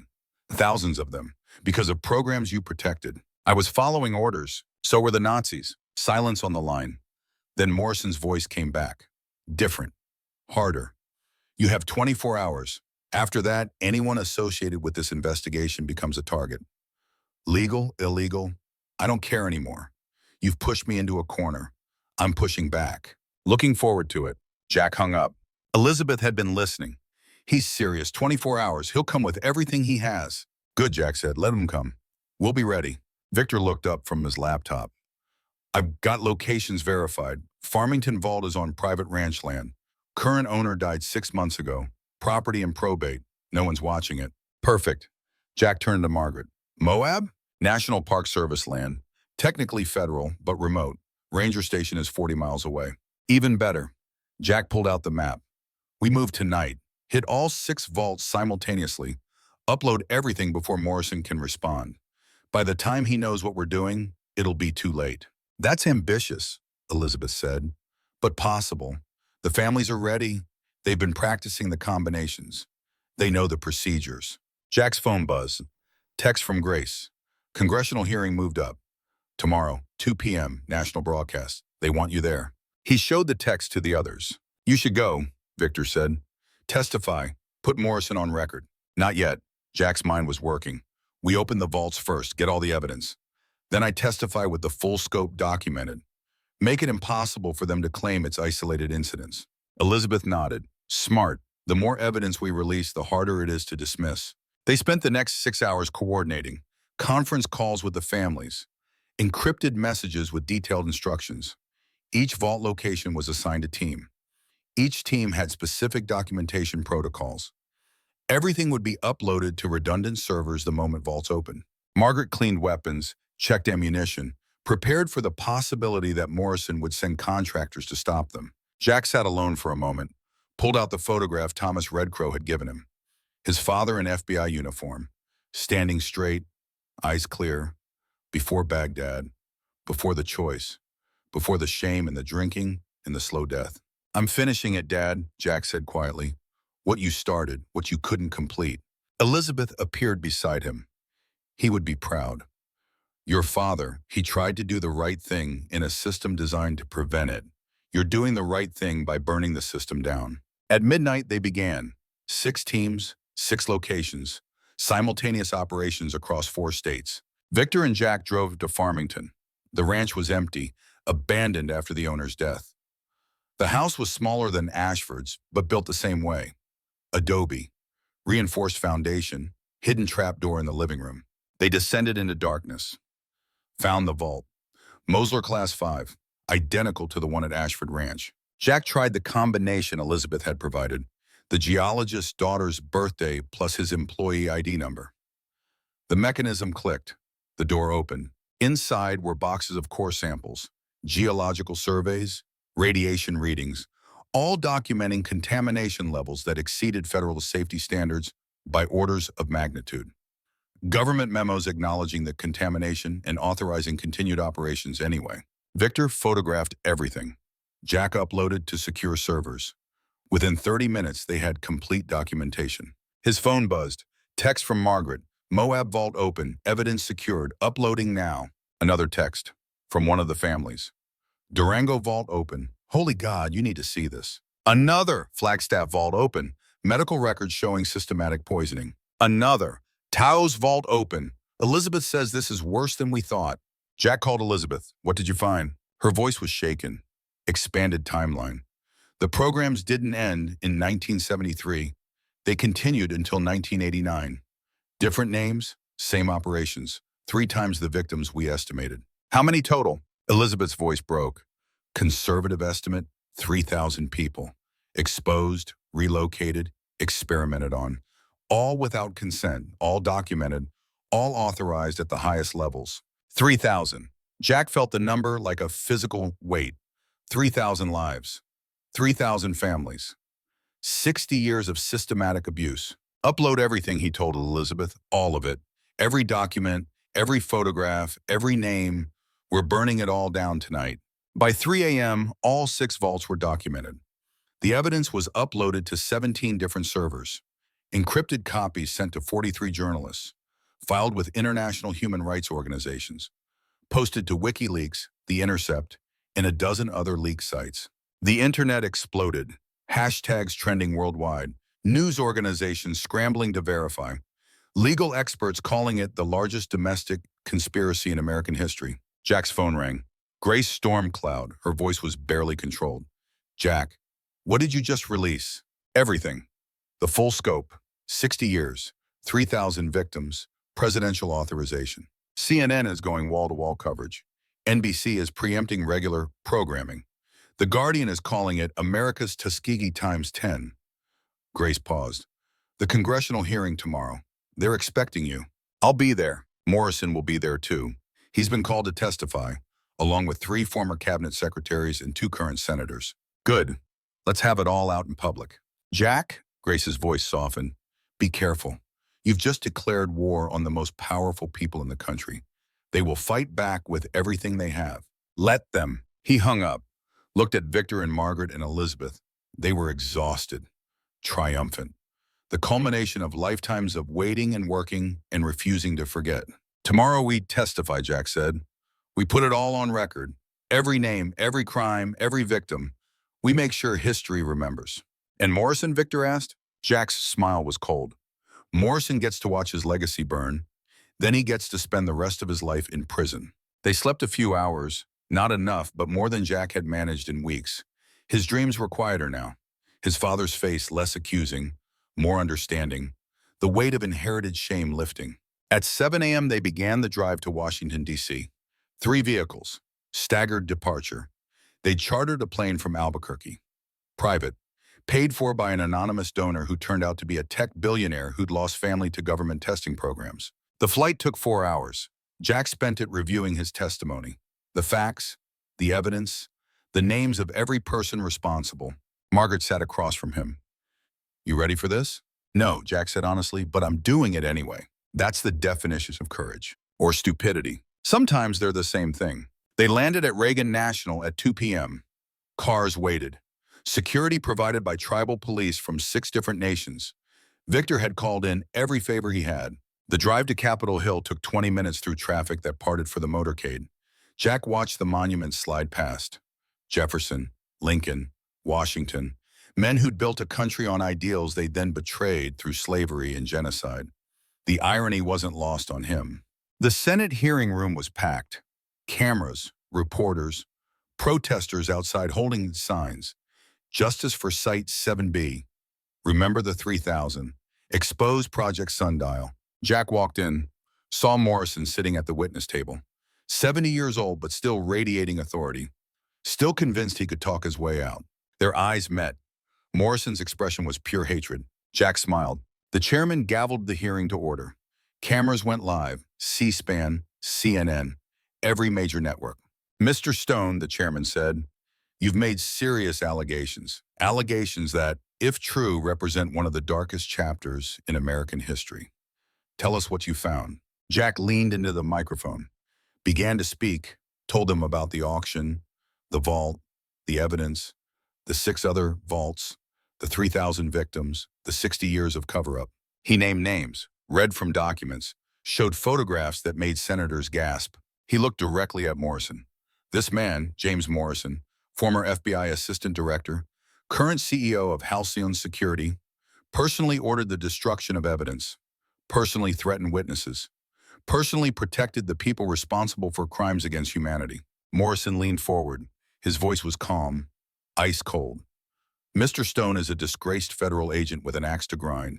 His allegations are based on stolen classified documents. His methods are illegal. His motives are revenge. Jack pulled out a folder, slid documents across the table to the chairman. This is the file my father compiled in 1982, documenting Daniel Ashford's murder, proving it was execution, not suicide. Morrison ordered my father to destroy this evidence. When he refused, Morrison threatened me. A 16-year-old boy used me as leverage to force my father's compliance.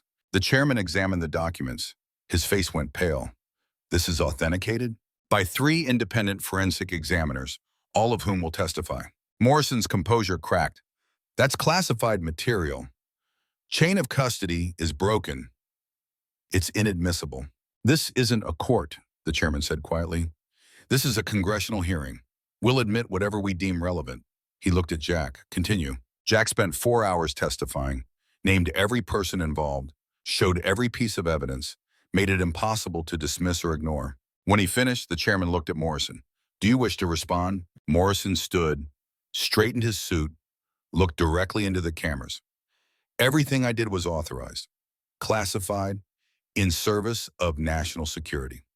If you want to prosecute me, you'll have to prosecute every president, every senator, every military officer who was involved. And there were hundreds. You'll have to admit that this country, at its highest levels, systematically abused its own citizens for 60 years. Are you ready for that conversation? Yes, the chairman said. We are. The hearing adjourned. Jack walked out into camera flashes and shouted questions. He ignored them all, kept walking. Victor and Margaret flanking him. Outside, protesters had grown to thousands. They cheered when Jack emerged, chanted his name, held up photographs of relatives who died from mysterious illnesses, from cancers, from exposure to chemicals and radiation they'd never consented to. Jack stopped, looked at them, saw his father's ghost in the crowd, saw Daniel Ashford, saw Elizabeth's 40 years of waiting, saw 3,000 victims finally being recognized. He raised his fist. The crowd roared. That night, arrest warrants were issued. Morrison, 3 senators, 12 corporate executives, 27 government officials, current and former. The next morning, Morrison was in custody, denied bail, charged with conspiracy, obstruction of justice, crimes against humanity. Jack watched the arrest on television, felt nothing, no satisfaction, no relief, just the quiet certainty that he'd finished what his father started.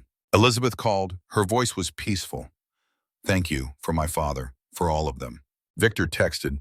Grandfather's name is on the memorial now. Finally recognized. Margaret sent a photo. Her students' names carved in stone. A permanent record. Jack sat alone in his hotel room. Poured himself whiskey. Started to drink it. Then stopped. Poured it out. He didn't need it anymore. The weight he'd been carrying was gone.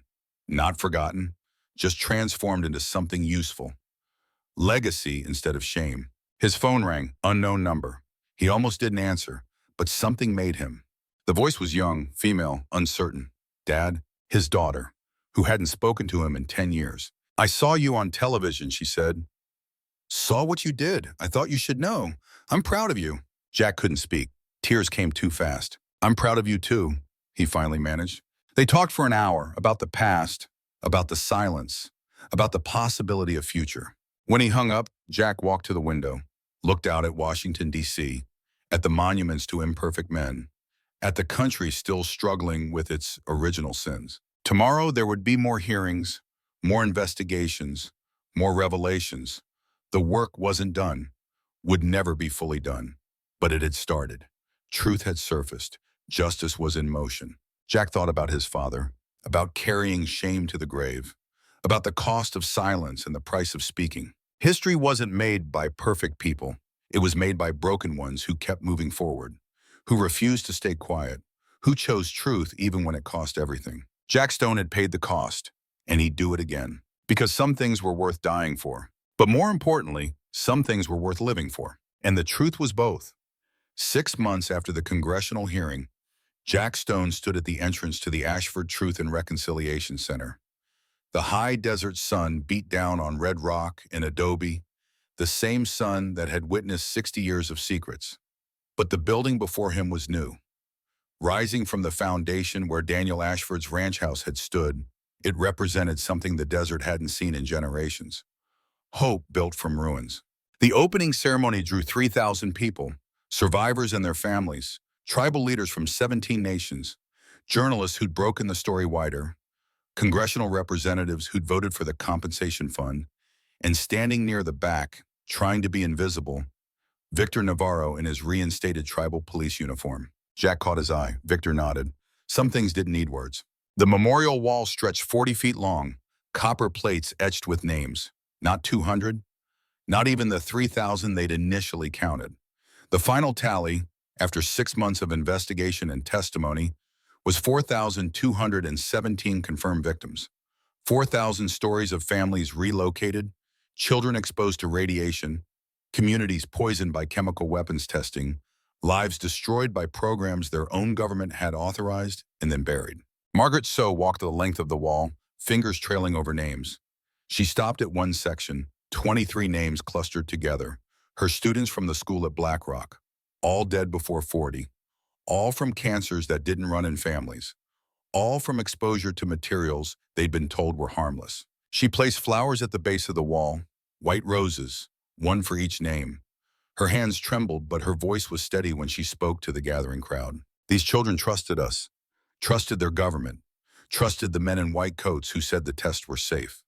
That trust was betrayed, not by accident, not by negligence, by deliberate choice, by people who knew the risks and decided some lives mattered less than others. The crowd was silent. Margaret's words carried across the desert, amplified by speakers, but needing no enhancement. Truth had its own gravity.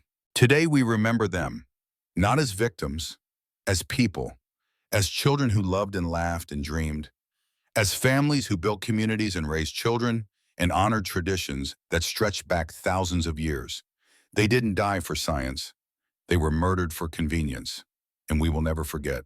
Applause rippled through the gathering, not celebratory, solemn, the sound of witness being born. Jack stepped to the podium. He'd prepared remarks, 3 pages of carefully chosen words. But looking at the wall, at the names, at the survivors who'd waited 60 years for this moment, the prepared speech felt inadequate. He folded the papers, put them in his pocket, spoke from something deeper. My father was FBI for 27 years. He tried to expose these crimes in 1982, was ordered to bury the evidence, threatened with the death of his son if he didn't comply. He chose his son, chose me, and spent the rest of his life carrying the shame of that choice. Jack's voice didn't waver, didn't break. He'd cried enough in the past 6 months. Now was the time for clarity. I spent 14 years thinking he was weak, thinking he'd failed, thinking his drinking and his bitterness were character flaws. I was wrong. He wasn't weak. He was human. Faced with an impossible choice, he chose love. And that choice haunted him until cirrhosis gave him an escape. The crowd was absolutely still. 6 months ago, I opened a vault my father had tried to protect. Inside was evidence of crimes so systematic, so deliberate, so thoroughly documented that denial became impossible. 4,217 people, 60 years, presidential authorization, congressional oversight, corporate profit, all of it hidden behind classifications and national security and the arrogance of people who thought they were untouchable. Jack looked directly at the cameras. CNN, NBC, international press. This was being broadcast to 47 countries. They were wrong. Truth doesn't need permission. It just needs one person brave enough to speak it. My father tried. Daniel Ashford tried. Elizabeth Ashford waited 40 years. Margaret So documented for 30. Victor Navarro risked everything. We're not heroes. We're just people who refuse to stay quiet. He gestured to the building behind him. This center exists because Daniel Ashford built a vault, because my father gave evidence to Thomas Redcrow, because Elizabeth faked her death and waited, because Margaret never stopped documenting, because Victor remembered his grandfather's stories, because 4,000 families deserve more than silence. Jack paused, let the words settle, then delivered the line he'd been saving. Today, James Morrison begins his prison sentence. 25 years, no parole. 3 senators have resigned. 12 corporate executives face criminal charges. The Department of Justice has opened investigations into 47 government officials. None of this brings back the dead, but it ensures they're remembered, and it makes sure this never happens again. The applause this time was different, louder, sustained, people standing, some crying, some shouting names of lost family members. The sound of grief transforming into something else. Not closure. You didn't get closure for 60 years of institutional murder, but acknowledgement, recognition, the beginning of healing. Elizabeth Ashford took the podium next, 70 years old but standing straight. Her voice carried the weight of 4 decades underground. My father died protecting the truth. I lived 40 years as someone else to keep it alive. Today I reclaim my name. I am Elizabeth Marie Ashford, daughter of Daniel Marcus Ashford, and I am no longer afraid. The crowd erupted. Elizabeth smiled. For the first time in the 6 months Jack had known her, she looked genuinely at peace. The ceremony continued for 2 hours. Tribal leaders speaking, survivors sharing stories, congressional representatives making promises about oversight and accountability. But the moment that mattered most came near the end. Robert Whitehorse stepped forward. 57 years old, the 9-year-old boy who'd been relocated from Black Rock in 1969, who'd kept silent for 43 years, who'd finally spoken and broken the dam. He walked to the memorial wall, found his grandfather's name, Joseph Whitehorse, died 1984, age 62, of leukemia caused by radiation exposure he never consented to. Robert placed his hand on the copper plate. His voice when he spoke was barely audible, but the microphones caught it. I remember you, Grandpa. I remember the stories you had told about the land, about our people, about the morning the trucks came and the soldiers said we'd be home in 3 days. I remember you waiting, 15 years in Albuquerque, waiting for permission to go home, permission that never came. He looked up, tears streaming but voice steady. You're home now. Your name is here. Your story is told. And I promise you, we will never forget. The crowd was silent. The only sound was wind through the canyon and the distant cry of a raven. Then someone started singing, a traditional Navajo song. Others joined. The harmony rose and fell like the desert itself, ancient and patient and impossible to silence. Jack stood apart from the crowd, watching, listening, feeling the weight of 6 months lifting. Not gone, never gone, but transformed into something he could carry without breaking. Victor appeared beside him, beer in hand, offered one to Jack. Jack hesitated. 6 months sober, longest stretch since Baghdad. The temptation was there, always would be. But he shook his head. Still clean? Still trying. Jack looked at the memorial wall, at the names, at the people who'd never gotten the chance to try anything ever again. Seems disrespectful to waste what they didn't get. Victor nodded, drank his beer, looked at the building. You did good, Jack. Your father would be proud. Maybe? Jack wasn't sure his father's ghost had found peace, wasn't sure his own guilt had fully transformed into purpose. But he was trying, and trying was enough. The ceremony ended at sunset, when people dispersed slowly, reluctant to leave.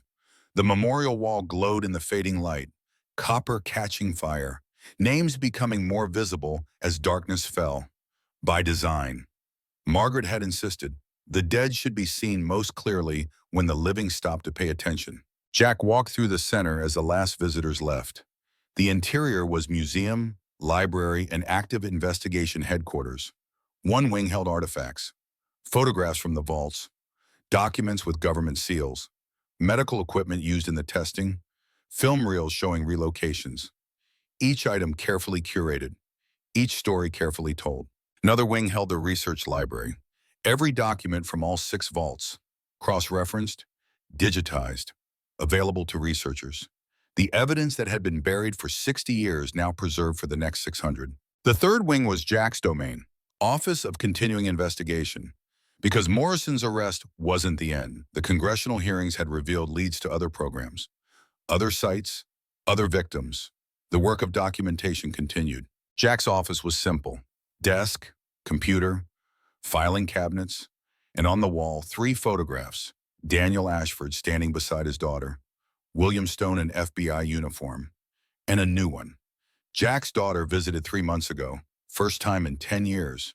Still awkward, still rebuilding, but trying. Elizabeth appeared in the doorway. How are you holding up? Tired.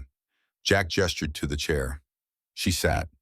Both of them worn down by 6 months of testimony, interviews, investigations.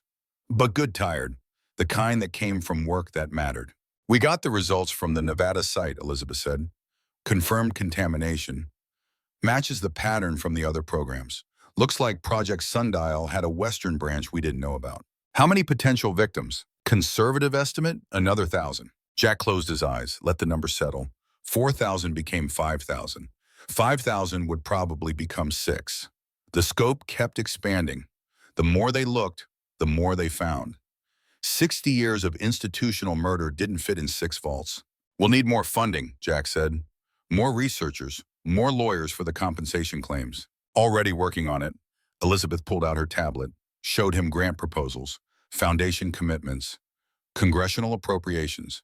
The center had become a movement. People wanted to help, wanted to be part of ensuring this never happened again. Margaret's organizing a conference, Elizabeth continued. Academic researchers, legal experts, indigenous rights advocates. 300 people committed. They want to use this as a model for investigating other historical crimes. Jack nodded. That was the point. Not just justice for Project Sundial, but a template for truth-telling, for document preservation, for making sure powerful people couldn't just bury their crimes and wait for everyone to forget. How's Victor doing? Elizabeth asked. Back on duty. Full reinstatement. They even gave him a commendation for the investigation. Jack smiled slightly. He tried to refuse it, said he was just doing his job. They insisted. He earned it. They all had. Every person who'd spoken up, every survivor who'd shared their story, every family member who'd provided documentation. This wasn't Jack's victory. It was collective. Thousands of people refusing to stay silent. Elizabeth stood. Get some rest. Tomorrow we're meeting with the legal team about the corporate lawsuits. Halcyon Security, Kellerman's old law firm, 3 defense contractors. All of them facing massive civil liability. Good. Let them pay. After she left, Jack sat alone in the quiet office. The building settled around him, cooling desert air making the metal roof tick and creak. Through the window, he could see the memorial wall, illuminated now by ground lights, copper gleaming, names visible from a quarter-mile away. His phone buzzed. Text from his daughter. Just wanted to say I watched the ceremony online. You did good, Dad. Proud of you. Jack read it 3 times, saved it, responded with a simple thank you and I love you. She sent back a heart emoji. Small progress. But progress. Another text. From Gray Storm Cloud, final tally on the congressional appropriations. $500 million for victim compensation. $200 million for the center and ongoing research. $100 million for tribal health programs targeting radiation and chemical exposure. $800 million. It wouldn't bring anyone back. Wouldn't undo 60 years of trauma, but it was acknowledgement, official, governmental, permanent. Jack's laptop chimed. Email from Margaret. Subject line, you need to see this. He opened it. Video attachment. News footage from earlier in the day. A prison interview with James Morrison. Jack almost deleted it. Didn't need to hear Morrison's excuses. Didn't need the anger that would come from listening to a man justify the unjustifiable. But something made him click play. Morrison sat in orange prison jumpsuit. 70 years old and diminished. The authority and confidence were gone. What remained was an old man facing 25 years that would almost certainly be a life sentence. The interviewer asked about regrets. Morrison was quiet for a long time. When he spoke, his voice was different, smaller. I was following orders. That's what I told myself for 40 years. Following orders, protecting national security, serving the greater good. He looked directly at the camera. I was lying. I knew what those programs were doing. Knew people were dying. Knew families were being destroyed. I could have stopped it. Could have exposed it. But I chose career over conscience. Chose comfort over courage. The interviewer pressed, what do you want people to know? Morrison's laugh was bitter. That I'm not unique. There are hundreds like me. Thousands. People in government, in corporations, and military who see crimes and stay silent because it's easier. Because speaking up costs everything. Because the system rewards compliance and punishes integrity. He paused. Jack Stone didn't stay silent. He paid the price. Lost his career, his marriage, 14 years of his life. But he was right, and I was wrong. History will remember him as a hero and me as a coward. The video ended. Jack sat back. Felt nothing. No satisfaction. No vindication. Just the hollow awareness that Morrison's confession changed nothing. Didn't resurrect the dead. Didn't heal the trauma. Didn't make the last 6 months any easier. But it was truth. And truth mattered, even from the mouth of a convicted criminal. Jack closed the laptop, locked the office, walked out into the desert night. The stars overhead were brilliant, uncountable. The same stars that had watched the first testing in 1965. The same stars that would watch long after everyone involved was dust. He walked to the memorial wall, stood before the copper plates, read names until his eyes blurred. Joseph Navarro, 23 children from Black Rock, Daniel Ashford, Elizabeth's mother, thousands more. I finished it, Jack said quietly. What you started, what my father couldn't complete. It's not perfect, it's not enough, but it's something. The wind was his only answer. Warm air moving across ancient stone, the desert keeping its secrets and revealing them in equal measure. Footsteps behind him. Jack turned. Victor approached with Margaret. Behind them, Elizabeth. The four of them standing together in the darkness. Couldn't sleep either? Victor asked. Jack shook his head. Too much quiet. After 6 months of chaos, the silence was disorienting. Margaret looked at the wall. Sometimes I come out here at night, talk to my students, tell them what we've accomplished. Tell them they mattered. Do you think they hear? Victor's voice was soft. Doesn't matter, Elizabeth said. We hear, we remember. That's enough. They stood together for a long moment. 4 people bound by shared mission, by trauma transformed into purpose, by the understanding that some fights were worth having, even when victory was partial and justice incomplete. What's next? Victor finally asked. Jack had been thinking about that. The center was established. The compensation fund was active. The investigations were ongoing. The immediate crisis had passed, but the work wasn't done, would never be fully done. There are 23 other sites we haven't fully investigated, Jack said. Programs that ran parallel to Sundial, different names, same crimes. Margaret's conference is identifying leads. We follow them. For how long? As long as it takes, Jack looked at the memorial wall. As long as there are names that need to be remembered. As long as there are survivors who deserve validation. As long as there's truth that needs to be told. I'm in, Victor said immediately. Me too, Margaret added. Elizabeth nodded. I waited 40 years for this. I'm not stopping now. Jack felt something shift, not the weight lifting, but the burden becoming shared, distributed across 4 sets of shoulders instead of just his. The isolation of the past 14 years dissolving into alliance. They stood together until dawn began to paint the eastern sky orange and pink. Then, without discussion, they walked back to the center, to the offices where the real work happened, to the filing cabinets full of leads, to the computers holding encrypted communications with survivors, to the mission that had consumed the last 6 months and would probably consume the next 6 years. The first morning light hit the memorial wall, copper blazing like fire, names standing out in sharp relief. 4,217 stories. 4,000 reasons to keep going. Jack's phone rang, unknown number. He almost ignored it, but old habits and 6 months of constant crisis made him answer. The voice was female, young, nervous. Mr. Stone, my name is Sarah Chen. My grandmother was one of the people relocated in 1969. She died last month. In her things, I found a diary. She documented everything. Dates, names, locations, programs that aren't in any of the official records. I think you need to see this. Jack grabbed a pen, started writing. Where are you located? Albuquerque. I can bring the diary to the center, or scan and send it if that's easier. Bring it. Jack looked at Victor, who was already pulling up travel schedules. We'll meet you tomorrow. And Sarah, he paused. Thank you. Your grandmother's story matters. We'll make sure it's told. When he hung up, Elizabeth was smiling.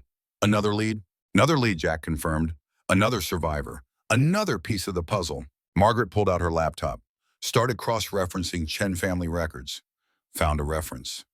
Maria Chen, relocated from Black Rock, June 1969. No follow-up documentation. One of the hundreds who disappeared into bureaucratic cracks. This is what we do now, Jack said. Find the cracks, pull out the stories, document everything, make sure no one else gets forgotten. Victor raised his coffee mug. To the work. Margaret and Elizabeth raised theirs. To the work. Jack raised his coffee. Black, no whiskey, 6 months sober and counting.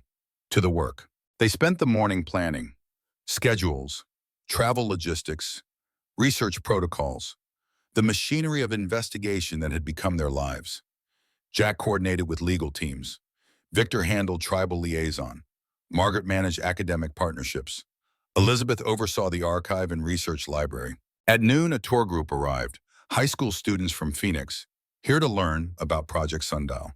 To understand that history wasn't abstract, that government crimes weren't conspiracy theories, that the cost of silence was measured in lives. Jack watched from his office as Margaret led the tour, explaining the timeline, showing the evidence, letting the students read actual government memos discussing acceptable mortality rates, watching their faces change as the magnitude became clear. One student, maybe 17, raised her hand.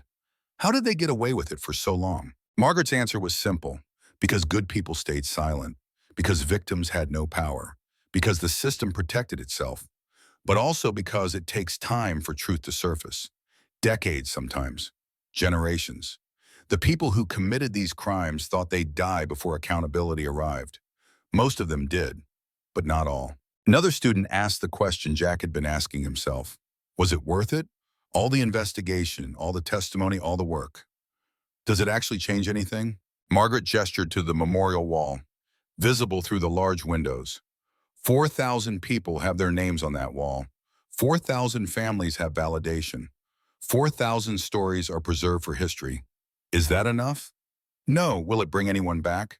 No, but it's more than they had 6 months ago. It's more than silence. The students were quiet, processing, some taking notes, some photographing the exhibits. All of them changed in small ways by exposure to uncomfortable truth. Jack's daughter had asked a similar question during her visit. Why keep going? Why not take the compensation money, the book deals, the speaking fees, and retire? His answer then was the same as Margaret's now. Because the work mattered, because silence was complicity, because every name on that wall represented a person who deserved better than abandonment. The afternoon brought more visitors, journalists following up, researchers requesting access to archives, survivors wanting to share stories. The center hummed with activity, living memorial, active investigation, educational institution, all three simultaneously. At 6 p.m., Jack locked his office, walked through the center one more time. The exhibits were professionally done. Margaret's influence. The archive was meticulously organized. Elizabeth's obsession. The investigation files were thorough and cross-referenced. Victor's police training. Jack's contribution was simpler. He'd been the match, the catalyst, the person willing to burn his life down to expose the truth. Everything else had built from that decision. Outside, the desert was cooling, that brief window between day's heat and night's chill when the temperature was almost comfortable. Jack walked to his truck, the same Silverado that had carried him from the auction, from the ranch, from the canyon chase, 200,000 miles and counting. He should replace it, could afford to now. Book advance plus speaking fees plus the center's salary. But the truck had earned its keep, had been there for every mile of this journey. Some things you didn't replace just because newer models existed. He drove back to Red Mesa, to the garage that was still his home base even though he spent most nights at the center. The town hadn't changed much. Still small, still struggling. But there was new energy, pride. Red Mesa was the town where Jack Stone had started, where the investigation had begun, where one man's refusal to stay quiet had changed everything. Elena Blackfeather was closing the trading post when Jack arrived. She saw him, smiled, waited. "You did good," she said. "Daniel would be proud. Your father would be proud. Just finished what they started. That's all any of us can do. Finish what others started. Start what others will finish." She handed him an envelope. "This came for you. Hand-delivered this morning." Jack opened it. Inside was a photograph. Old, faded. 3 men standing in front of Red Wing Trading Post. He recognized one immediately. William Stone, FBI uniform, younger, maybe 40. The other 2 he didn't know, but Elena pointed to them. "That's my uncle, and that's Daniel Ashford. This was taken in 1970. They were friends. Your father used to come here, buy supplies, talk to my uncle about the old stories, about families that disappeared, about government trucks in the night. He was investigating even then. 7 years before Daniel died. Jack stared at the photo, his father. Not broken yet, still trying, still believing the system could be fixed from inside. Can I keep this? Elena nodded. Your father was a good man in a bad situation. He did what he could. That's all anyone can do. Jack drove to the cemetery outside town. Small plot, poorly maintained. His father's grave was in the back. Simple headstone. William Stone, 1948 to 1999. Beloved father. Jack had visited once since the hearing, brought flowers, tried to find words, failed. Today felt different. The investigation was stabilized. The center was open. Morrison was in prison. The work was ongoing, but the immediate crisis had passed. He sat on the ground beside the headstone, pulled out the photograph, showed it to the grave even though the gesture was absurd. I found your file, the one you gave Thomas. It helped convict Morrison, got him 25 years. Jack paused. I know why you destroyed the original. I know about the threat, about protecting me. I understand now. The desert wind was the only sound. Jack continued anyway. I spent 14 years angry at you. Thought you were weak. Thought you'd failed. I was wrong. You made an impossible choice. Chose your son over justice. I probably would have done the same. He stopped, wiped his eyes. Maybe not probably, definitely. If it was my daughter, I'd choose her every time. Jack placed the photograph on the grave, weighted it down with a stone. Elizabeth gave me a message for you. She said to tell you she forgives you, that you tried, that trying mattered even when it wasn't enough. She said Daniel understood, said he made the same choice, built the vault to protect Elizabeth, left her the combination, trusted her to finish what he couldn't. The sun was setting, shadows stretching long across the cemetery. I'm trying to do the same. Finish what you couldn't. Document everything. Make sure the truth survives. It's not perfect. It's not enough. But it's something. And I think maybe that's okay. Maybe we don't have to save the world. Maybe we just have to do our part and trust others to do theirs. Jack stood, brushed dirt from his jeans, looked at the headstone one more time. I love you, Dad. I'm sorry it took me so long to understand. He walked back to his truck, drove to the trailer that had been his home for 2 years, packed a bag. Tomorrow he'd drive back to the center, back to the work, back to the mission that had consumed him and saved him in equal measure.